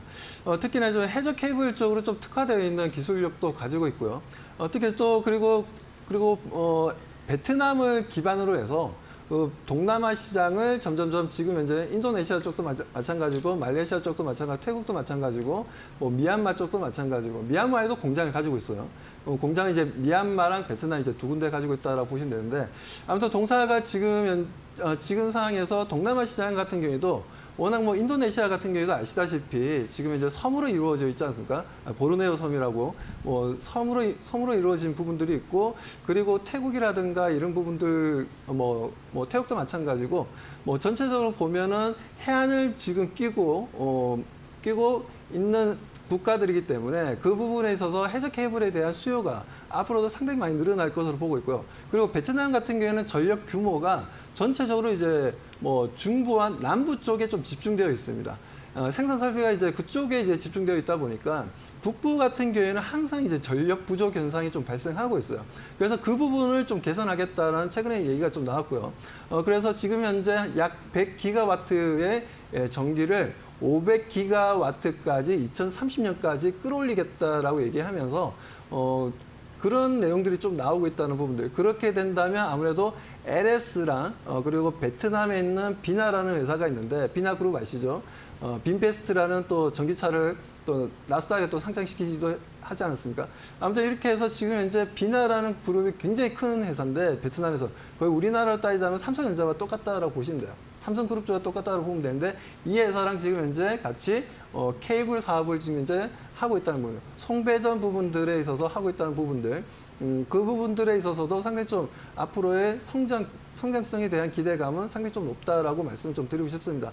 아무튼 지금 이제 LS 에코 에너지 같은 경우에는 다른 종목들도 많이 있지만 좀 독특한 면은 직접적으로 생산하는 건 아니지만 그래도 지분을 가지고 지배력을 가지고 있고 그 자회사들의 지분 가치가 올라가지게 되면 동사 또한 주가 상승 흐름을 좀 보여준다는 부분들 그리고 남들 다들 쉬어갈 때 혼자서 이렇게 또 열심히 또 상방을 향해서 올라가는 경우도 좀 많기 때문에 LS 에코 에너지 앞으로의 동남아 시장과 남미 시장을 기준으로 해서 큰 성장성 한번 좀 기대해봐도 좋다라고 말씀드립니다. 네, LS 전선 아시아에서 사명을 변경한 기업입니다. LS 에코 에너지 중간 지주사격의 회사이긴 하지만은 결국에는 지분 가치가 올라가게 된다면 LS 에코 에너지의 주가도 상승 탄력을 받을 것이다라는 기대감 함께 전해주셨습니다. 참고해 보시면 좋을 것 같고요.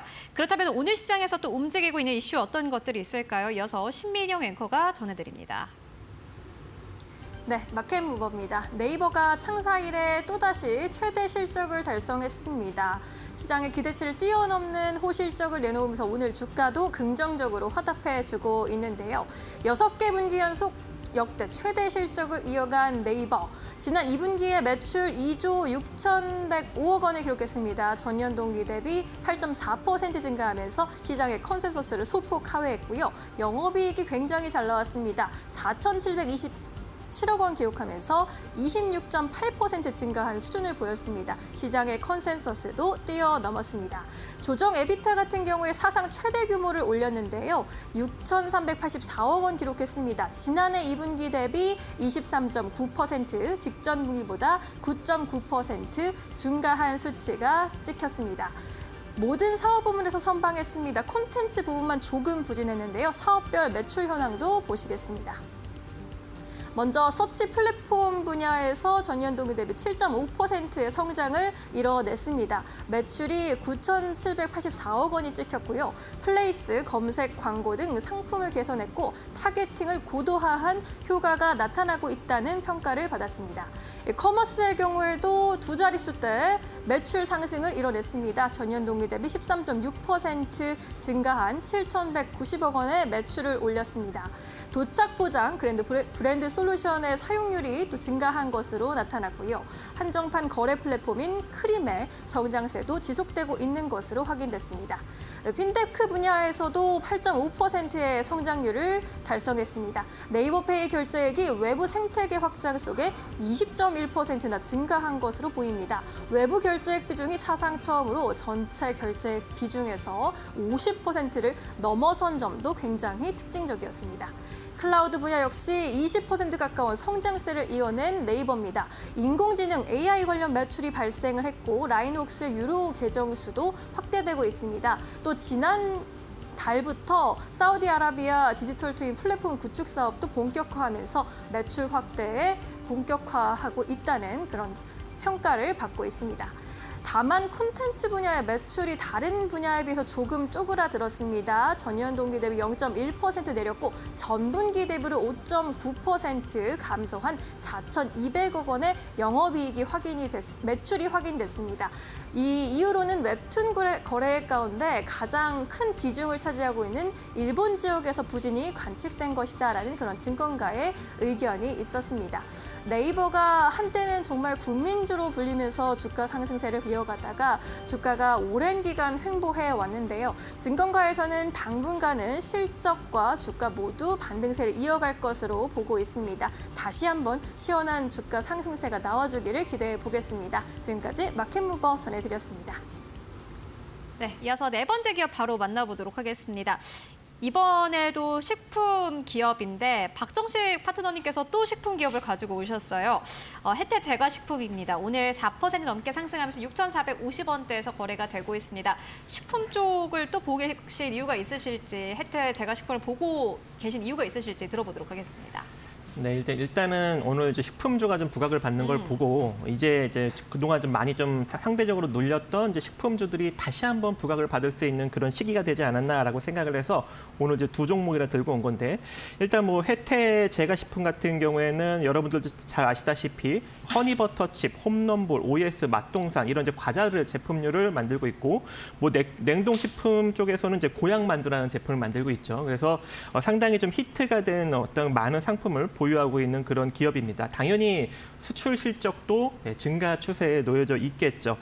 그리고 이제 과자류 수출액이 지난 이제 1월 달부터 이제 7월 달까지 보면 4억 2,400만 달러, 대략 5,813억 원으로 대략 작년 동기 대비 13.7%, 14.7% 정도 증가했다고 합니다. 그래서 혜태제과식품도 이제 그에 이제 발맞춰서 실적이 나날이 이제 증가 추세에 놓여져 있는 상황인데 주가는 상대적으로 좀 부각을 받지 못하고 잠깐 한번 강력하게 부각을 받았다가 그대로 또 다 눌려 있어요. 그렇기 때문에 다시 한번 단기적인 상승력을 만들어낼 수 있지 않을까라고 생각을 합니다. 일단 뭐 1분기 실적 나온 걸 보면 매출이 전년 동기 대비 한 3.3% 그리고 영업이익은 62.5%나 큰 폭으로 증가했습니다. 근데 이러한 실적 성장세가 2분기에도 이어질 가능성이 존재하고 3분기에도 또 이어질 가능성이 존재하는 상황이에요. 그렇기 때문에 이 K푸드 관련 종목들은 아무래도 시장만 받쳐준다면 다시금 또 올라갈 수 있는 여력이 충분하지 않을까라고 생각을 하고 있고 또 이제 기술적으로 보더라도 월봉상 지금 한번 강력하게 상승이 나왔다가 지금 2달 연속 지금 밀려 있고 21선에 정확하게 지지받고 지금 밑꼬리를 만들고 있는 상황이기 때문에 다음 달에는 월봉상 양봉이 나올 수 있는 가능성도 일정 부분 존재할 것 같고요.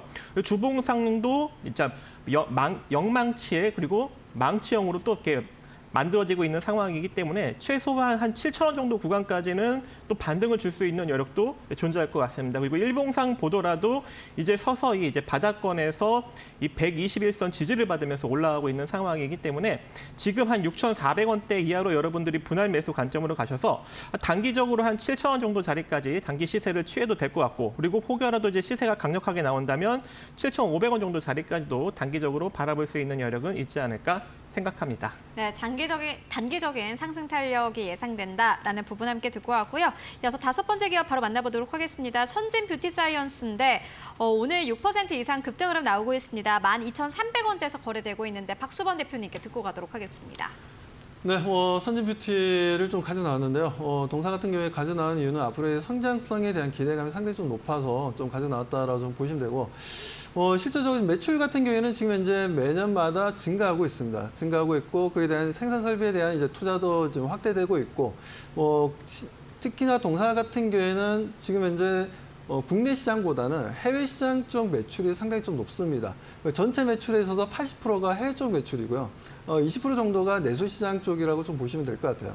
그 정도, 그리고 동사는 보면 이제 OEM이라든가 ODM을 통해서 화장품에 쓸 수 있는 원료를 또 생산을 하고 있는 부분들인데, 그 부분들에 있어서 샤넬이라든가 로레알이라든가 이쪽에도 지금 현재 지금 판매를 하고 있습니다. 거래처이기도 합니다. 그렇기 때문에 그런 이제 화장품 원료를 지금 현재 유명 브랜드, 해외 유명 브랜드 쪽에도 안정적인 수출을 좀 가져가고 있다라는 부분들, 이 부분들이 좀 하나의 또 장점으로 좀 봐야 되지 않나. 그리고 동사하면 또 다들 아시겠지만 자외선 차단제, 핵심적인 소재에 대해서 동사가 지금 이제 독보적인 좀 기술을 좀 가지고 있습니다. 그런 부분들에 있어서 요즘 아시다시피 태양이 엄청 뜨겁잖아요. 저 같은 경우에도 지금 현재 언제 비가 올지 몰라서 날씨가 워낙 비가 왔다가 안 왔다가 하다 보니까 기상일보를 또 믿을 수도 없고 해서 항상 우산을 챙겨 다니는데, 요즘에는 우산을 비 올 때를 대비해서 가지고 다니는 게 아니라 햇빛이 너무 따가워서 우산을 오히려 좀 쓰고 다니고 있습니다. 길거리에서. 그 정도로 지금 현재 이런 자외선 차단제에 대한 필요성이 많이 좀 언급이 되고 있고, 그리고 요즘 또 집에 안에 계시는 분들 같은 경우에도 오히려 좀 형광등이라든가 여러 가지 불빛 속에도 피부 노화를 촉진시킬 수 있다라고 내용들이 좀 과거에 이제 논문들이 좀 나오다 보니까 그런 부분들에 있어서 집안에서도 차단제를 바르시는 분들이 꽤 많습니다. 그렇기 때문에 이 부분들이 지금 미국도 마찬가지, 우리나라도 마찬가지지만 전 세계적으로 이제 뭐라 해야 되나, 평균 온도가 좀 올라가다 보니까 그 부분에 있어서 거의 우리나라가 지금 현재 거의 매일 그 고점이 거의 한 35도 정도 되죠. 거의 동남아 수준이에요. 과거에 동남아 여행 갔을 때도 그 정도의 이제 온도를 보여주고 했었는데, 그때는 우리나라가 한 20도 초반 아니면 중반 정도 수준이었는데 요즘에는 35도까지 올라가고 있고, 어느 날은 또 그거보다 더 올라가는 경우도 많이 있죠. 그러다 보니까 이 자외선 차단제에 대한 수요는 국내 시장뿐만 아니라 해외 쪽에서도 꾸준하게 매출 증가를 보여줄 수 있다는 부분들에 있어서 우리가 선진 뷰티 같은 경우에는 최근에 고점 대비해서 약 50% 정도의 주가 조정을 좀 받았지만 여기서부터는 우리가 다시 한 번 더 공격적으로 매수해 볼 수 있는 자리라고 판단해서 가지고 나오게 되었습니다. 네, 알겠습니다. 선진 뷰티 사이언스 듣고 왔고요. 이어서 다음 기업은 성광밴드입니다. 오늘 시장에서 8% 가깝게 급등세 15,200원대에서 거래가 되고 있습니다. 이 기업도 오늘 좀 특징적인 기업인데 박정식 파트너님께서 어떻게 보고 계십니까? 네, 일단 실적도 좋고요. 그리고 이슈력도 있고 주가 수급도 어느 정도 이제 받고 있다 보니까 관심을 가져보도록 하겠습니다. 성광밴드는 관이음새 전문 제조업체이고 석유화학, 조선해양, 발전 플랜트 등에 들어가는 금속관 이음새를 생산을 하고 있습니다. 원자력 제조 인증과 그리고 일본 공업 규격, 그리고 오일 및 가스 생산 시설, 관이음새 품질 보증서 이런 것들을 다 이제 보유하고 있는 기업이기 때문에 아무래도 이제 조선업이 역대급 실적과 함께 슈퍼 사이클을 이제 만들어내고 있기 때문에 이제 조선 관련 쪽으로도 실적이 양호하게 나오고 있고, 거기에 이제 원자력 및 오일가스 생산 설비용 관이음새 제조 인증 품질 보증서를 보유하고 있기 때문에 최근 이 원자력 관련 해외 수주 관련 이슈로도 부각을 받을 수 있는 여력이 존재할 것 같고, 또 이 동해가스전 쪽으로도 또 연결이 연결이 돼서 부각을 받을 수 있는 그런 종목 중에 하나입니다. 오늘 실적도 양호하게 발표났어요. 매출액이 668억 8,700만 원으로 전년 동기 대비 2.6% 정도 증가했고 영업이익도 203억 6,600만 원으로 50.6%나 증가가 되었습니다. 그래서 오늘 지금 수급이 강력하게 몰렸는데 호실적과 함께 수급이 강력하게 몰렸기 때문에 일정 부분 조정을 받았다가 다시 올라갈 수가 있어요. 그래서 오늘 바로 따라잡지 마시고 조금 눌리면 15,000원 이하로 14,300원 정도 자리까지 분할 매수를 관점 통해서 한번 접근을 하시는 것이 좋을 것 같고 이대로 다시 한번 상승력이 나타난다면 최소한 17,000원 이전 고점을 좀 돌파할 수 있는 시세가 나올 수도 있기 때문에 이 점 참고하셔서 대응을 하시면 좋을 것 같습니다. 네, 알겠습니다. 지금까지 박수범 대표 그리고 박정식 파트너와 함께 이야기 나눠봤습니다. 말씀 고맙습니다.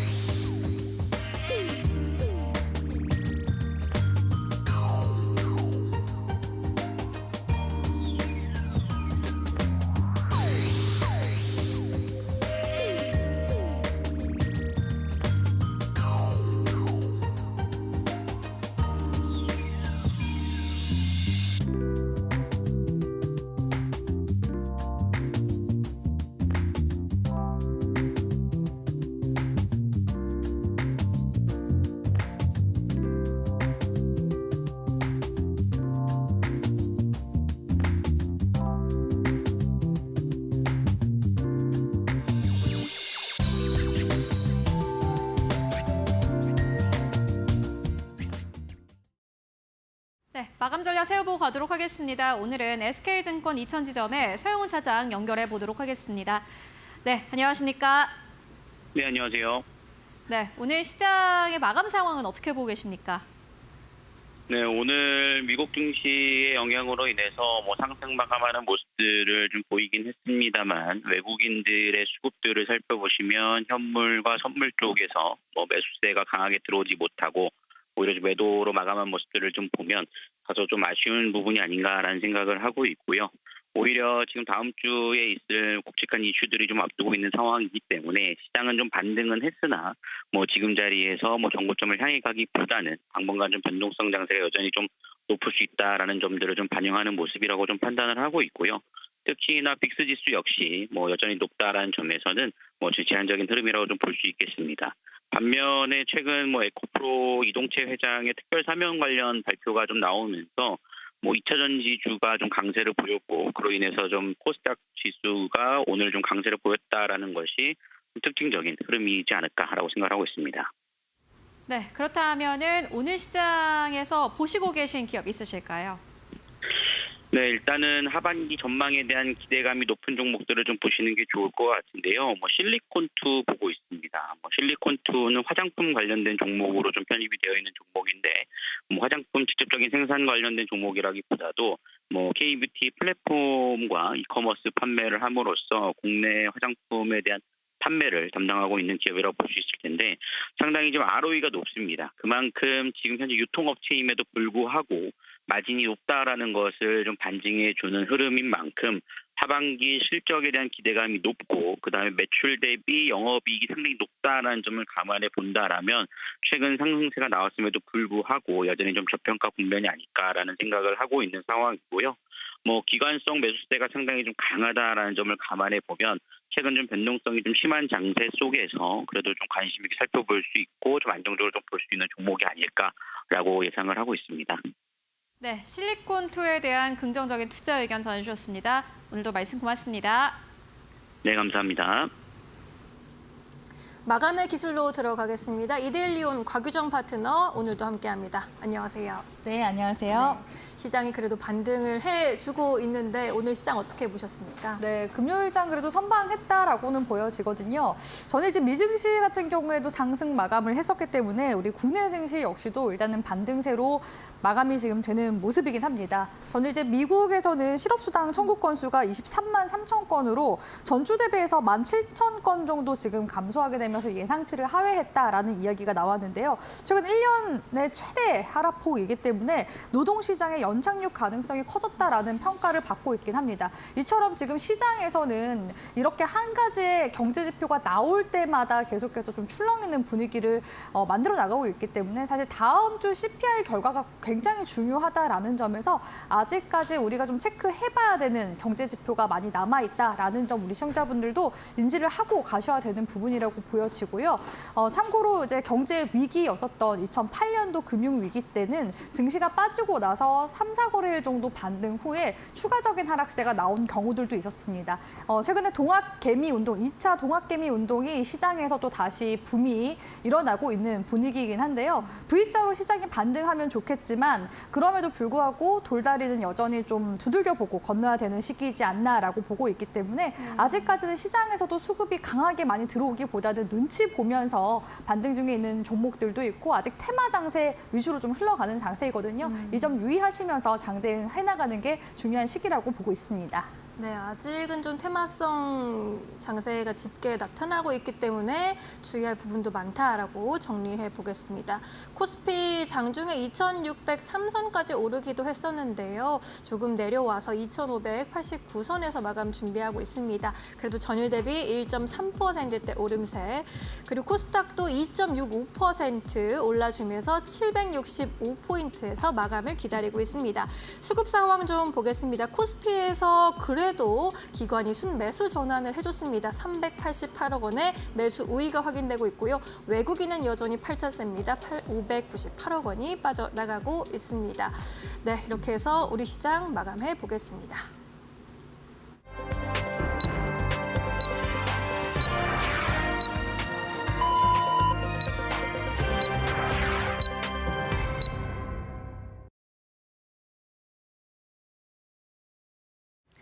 네, 8월 9일 금요일장 모두 다 마무리가 됐습니다. 이번 주는 정말 다이나믹한 한 주였던 것 같습니다. 월요일 우리 시장에 급락 흐름이 나왔고 화수 이렇게 또 시장이 다시 한번 반등 흐름을 보여주기도 했습니다. 오늘도 양시장은 일제히 반등에 성공을 했는데요. 결국에 월요일 시장의 하락분은 거의 다 만회를 했습니다. 그렇다면 오늘 전체적인 시장 분위기는 어땠을지 마켓 스핀을 통해서 먼저 알아보고 가도록 하겠습니다. 네, 오늘 전체적으로 봤을 때는 단기 테마 쪽의 코로나19 관련주가 오늘 시장에서도 강세 흐름으로 거래를 마감을 했습니다. 보시다시피 코로나19 관련주는 7.5% 이상 급등 흐름이 나왔고 챗 GPT 관련 기업들도 오늘 시장에서 5.5% 이상의 상승 흐름이 나왔습니다. 장기 테마 쪽으로 봤을 때는 오늘 우크라이나 재건 쪽에 4% 이상의 강세 그리고 유리 기판 쪽에 4% 이상의 강세 흐름을 보여줬습니다. 2차 전지 장비 쪽도 오늘 시장에서 3.6% 이상의 급등 흐름이 나왔고요. 실적 테마 쪽으로 봤을 때는 오늘 HBM 쪽이 강력하게 힘을 받았습니다. 5% 이상의 강세, 태양광정도 오늘 시장에서 5% 이상 강세 흐름을 보이면서 거래를 마감을 했는데 오늘 상한가 기록한 기업들도 꽤나 많았습니다. 보시다시피 셀리드가 상한가 그리고 신원종합개발이 여전히 상한가에 묶이면서 거래를 마감한 모습 함께 확인하실 수 있습니다. 이 건설 관련 기업들도 역시나 마찬가지로 상한가 기록을 했고요. 상제건설은 장중 내내 25에서 26% 넘게 상승세를 이어가다가 결국에는 상한가 안착하면서 거래에 마감을 했습니다. 그리고 여기에 더불어서 미래반도체도 상한가, 마이크로디지털도 27% 이상 급등 흐름 보이면서 거래를 마감을 했습니다. 오늘 지수는 어느 정도에서 마감했을까요? 지수 마감 상황 함께 만나보도록 하겠습니다.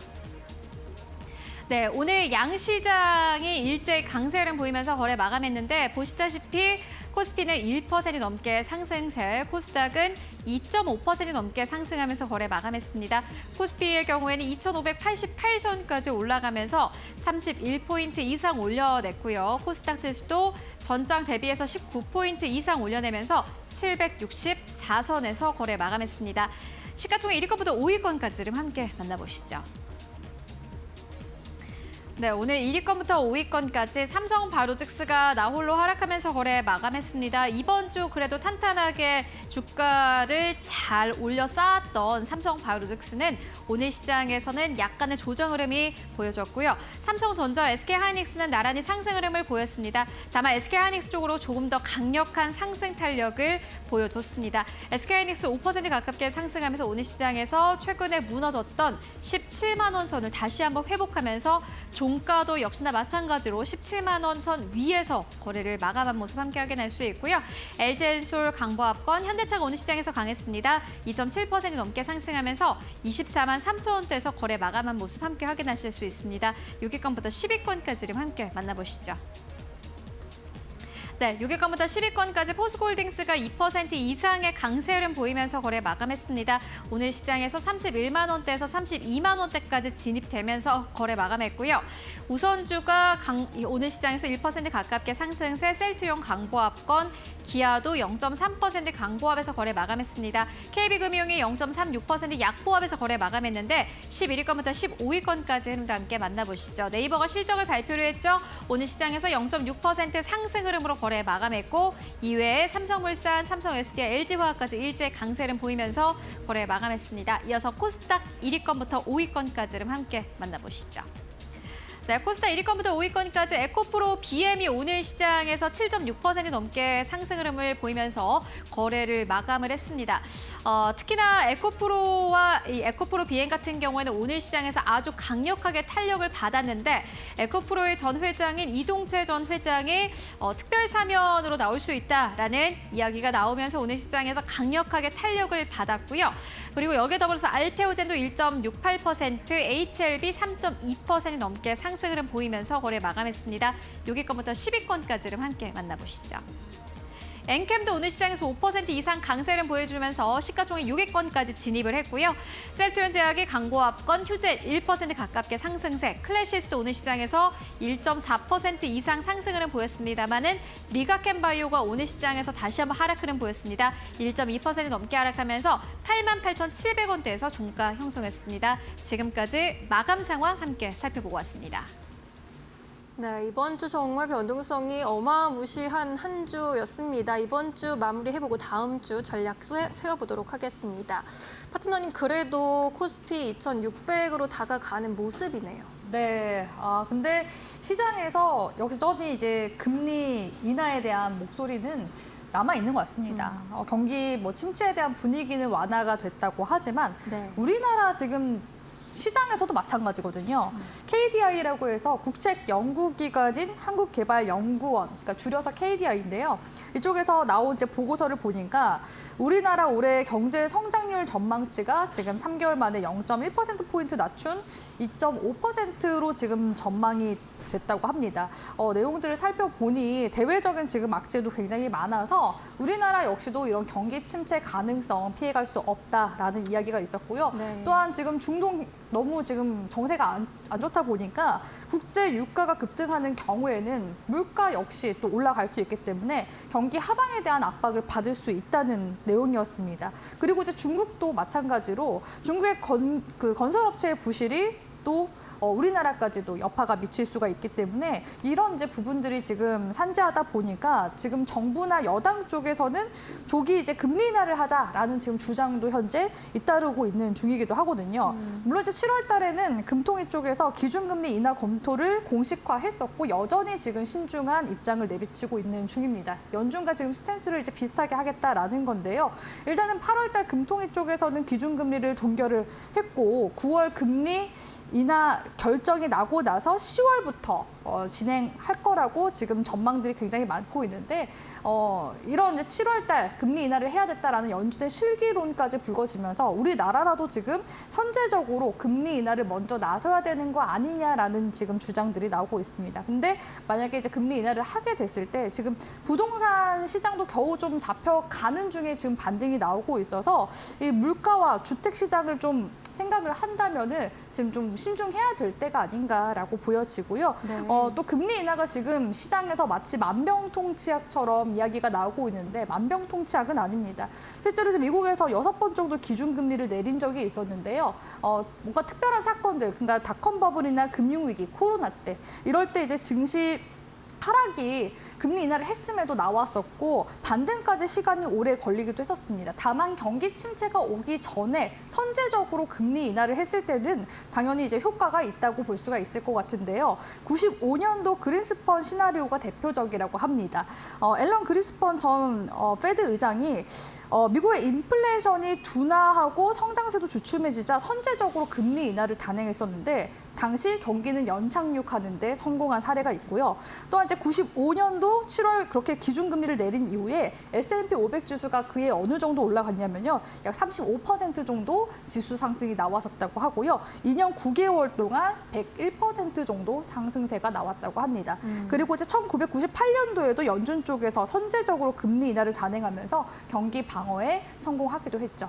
물론 이제 지금은 경기 침체 주기가 굉장히 좀 짧아지고 있기 때문에 빠른 이런 통화 정책의 또 중요성이 굉장히 좀 많이 강조가 되는 만큼 이런 이제 분석치들도 계속해서 과거 사례들이 나와주는 것 같습니다. 네. 일단은 증시에 있어서는 추세 반전을 위한 지금 현재 모멘텀이 필요한 상황이라고 보고 있는데요. 다음 주 같은 경우에는 일정들이 좀 굉장히 많이 있습니다.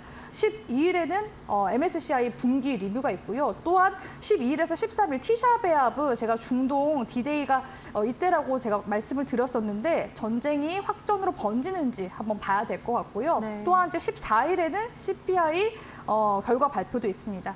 우리나라 시간으로 이제 14일이고 현지 시간으로 봤을 때는 이제 14일 넘어가는, 그러니까 15일 새벽에 우리는 결과를 볼 수가 있겠죠.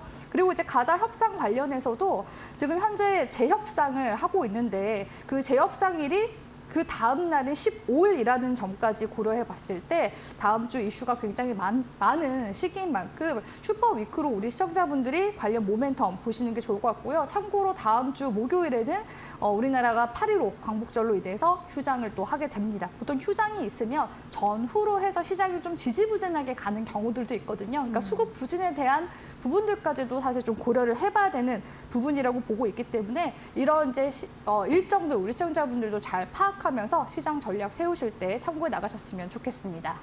네, 다음 주에도 또 분주한 한 주가 될 것 같습니다. 이제 관련해서 어떤 내용들이 나오는지 그리고 또 수급 상황은 어떻게 변화를 하는지 다음 주에도 저희와 함께 계속 체크해 보시면 좋겠습니다.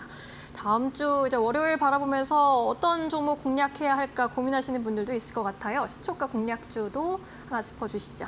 네, 오늘 일단은 장중에 올라갔었던 테마 섹터가 좀 다양한 편이었었는데요. 오늘은 이제 우크라이나 재건 종목들이 그린벨트 해제 관련 수혜주를 엮이면서 올라가는 모습도 보였고, 네. 또한 이제 동해바다 대왕고래 프로젝트 관련된 종목들도 일부 상승세가 오전에 보였습니다. 그래서 대왕고래 관련 이슈 아직도 시장에서도 움직임, 또 변동성을 잘 보이는 그런 테마 섹터이기 때문에 태광이라는 가스관 관련 종목을 가지고 왔고요. 네. 이 기업 같은 경우에는 산업용 각종 배관자재나 관, 이음새류 제조 판매업을 하고 있는 기업이라고 볼 수가 있습니다. 특히 이런 배관자재와 관, 이음새류 같은 경우에는 석유와 LNG 등의 시추 시설에 있어서 필수 설비 부품으로 쓰이기 때문에 대왕고래 프로젝트 관련 이슈가 있을 때마다 관련 테마주로 움직임이 좀 나와주는 경향도 있다고 볼 수가 있을 것 같고요. 이 기업이 또 조선 기자재 쪽으로도 같이 또 연관성이 있습니다. 엑슨모빌과 또 삼성중공업, 두산중공업 등의 고객사를 지금 또 확보를 하고 있기 때문에 주력 제품인 석유와 액화천연가스 등의 시추시설 장비들까지도 지금 현재 같이 부각이 되고 있는 중이라고 볼 수가 있을 것 같고요. 최근에는 운송 비용도 많이 증가가 되고 있기 때문에 에너지 시추 직접 제품까지 생산하는 이런 해양 플랜트 제품들이 선호도가 굉장히 늘고 있다고 합니다. 공급도 현재 느는 추세라고 하니까 현 시점에서 주목을 해보시면 좋을 것 같다라고 말씀을 드릴 수가 있겠고요. 그러니까 태광 이 종목은 모멘텀이 한 2가지 정도 된다고 볼 수가 있겠죠. 이렇게 시추 관련된 가스관 관련 이슈 그리고 지금 조선 기자재 쪽으로 관련 이슈가 같이 함께 붙고 있는 종목이니만큼 최근에도 이제 조선 관련 종목들 여전히 좀 추세가 견고하게 가고 있는 모습들 관측이 되고 있는데 그에 따른 낙수 효과까지 기대해 볼 수 있기 때문에 변동성 있는 구간들 우리 시청자분들이 잘 공략해 보시면 좋을 것 같습니다. 자, 태광 주가 움직임도 같이 함께 보면서 말씀드릴까 하는데요. 최근에 이제 움직임이 나오고 있는 가스관 관련주들 보면은 시가총액이 작아서 변동성이 큰 종목들이 많습니다. 근데 태광 같은 경우에는 시총 자체가 한 4천억 정도 가량 되기 때문에 수급 자체가 큰 변동성보다는 적절하게 거래량이 들어와주면서 매수, 매도할 수 있는 구간들 지금 잘 주고 있는 편이라고 볼 수가 있거든요. 지금 현재 오늘 구간에서는 유성형 캔들로 주가가 좀 크게 상승세가 나왔다가 하락 마감하긴 했지만 하단 지금 지지 구간이 13,500원입니다. 그래서 13,500원. 제가 원래 기존의 손절가를 오전에 봤을 때는 15,000원으로 잡아드릴까 했었는데 종가 마감상 흐름 보니까 하락 마감을 했기 때문에 13,500원으로 손절가를 좀 수정해서 보도록 할 거고요. 상방으로 움직임 봤을 때는 지금 월봉상 헤드앤숄더 구간 저는 보이거든요. 지금 왼쪽 어깨 구간에서 한번 저항받고 머리 구간 만들어주고 다시 이제 오른쪽 어깨 구간 상단 매물대가 열려있는 그런 상황이기 때문에 헤드앤숄더 상단 구간 노린다는 관점에서 2만 원 구간대까지 단기에서 스윙 관점으로 가격 전략 세워가시면 좋을 것 같습니다. 네, 월요일장 시초가 공략주 태광으로 짚어주셨습니다. 오늘 시장에서 조금 조정을 받으면서 종가 14,870원에 만들어 놨습니다. 목표 주가 2만 원까지 바라보도록 하겠습니다. 네, 오늘 말씀은 여기까지 듣겠습니다. 다음 주에 뵐게요. 고맙습니다.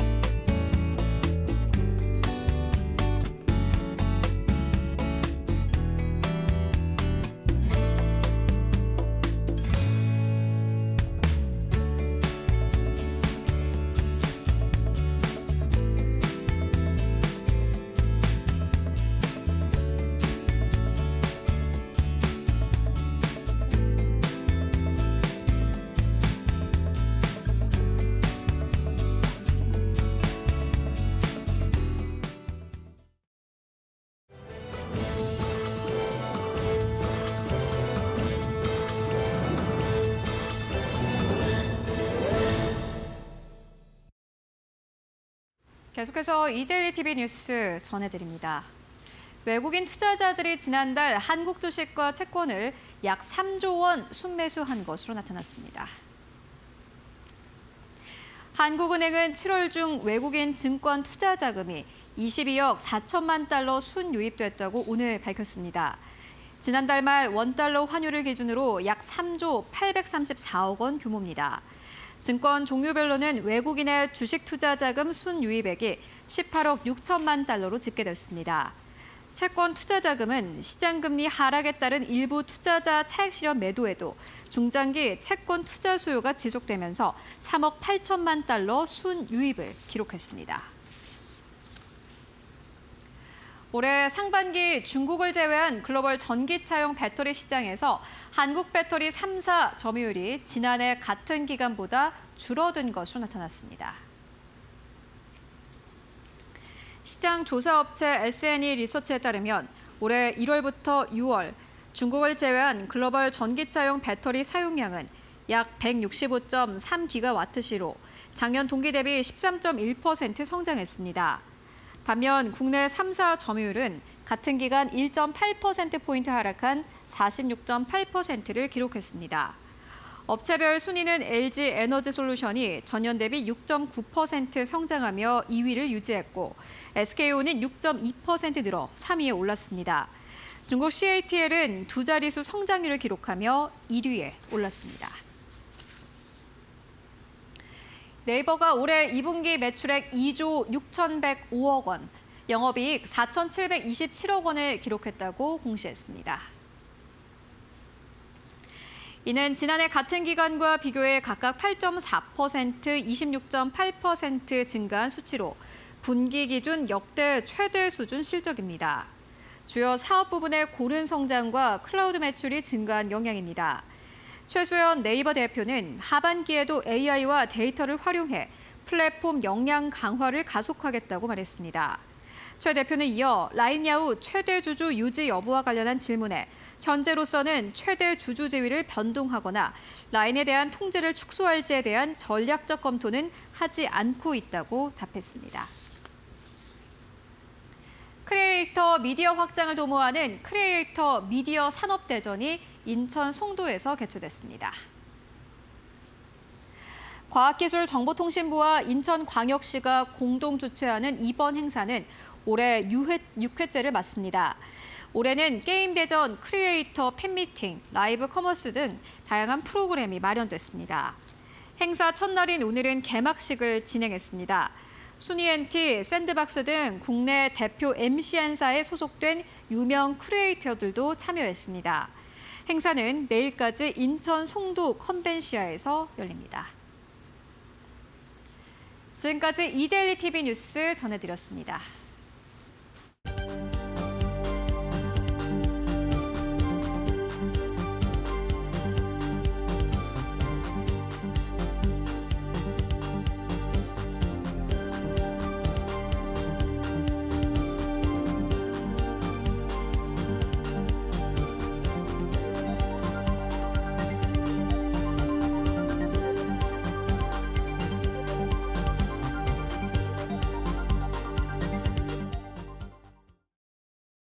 네, 오늘 저희가 준비한 소식은 여기까지입니다. 저희는 다음 주 월요일에 더 좋은 소식 들고 찾아뵙겠습니다. 시청해주신 여러분 모두 고맙습니다.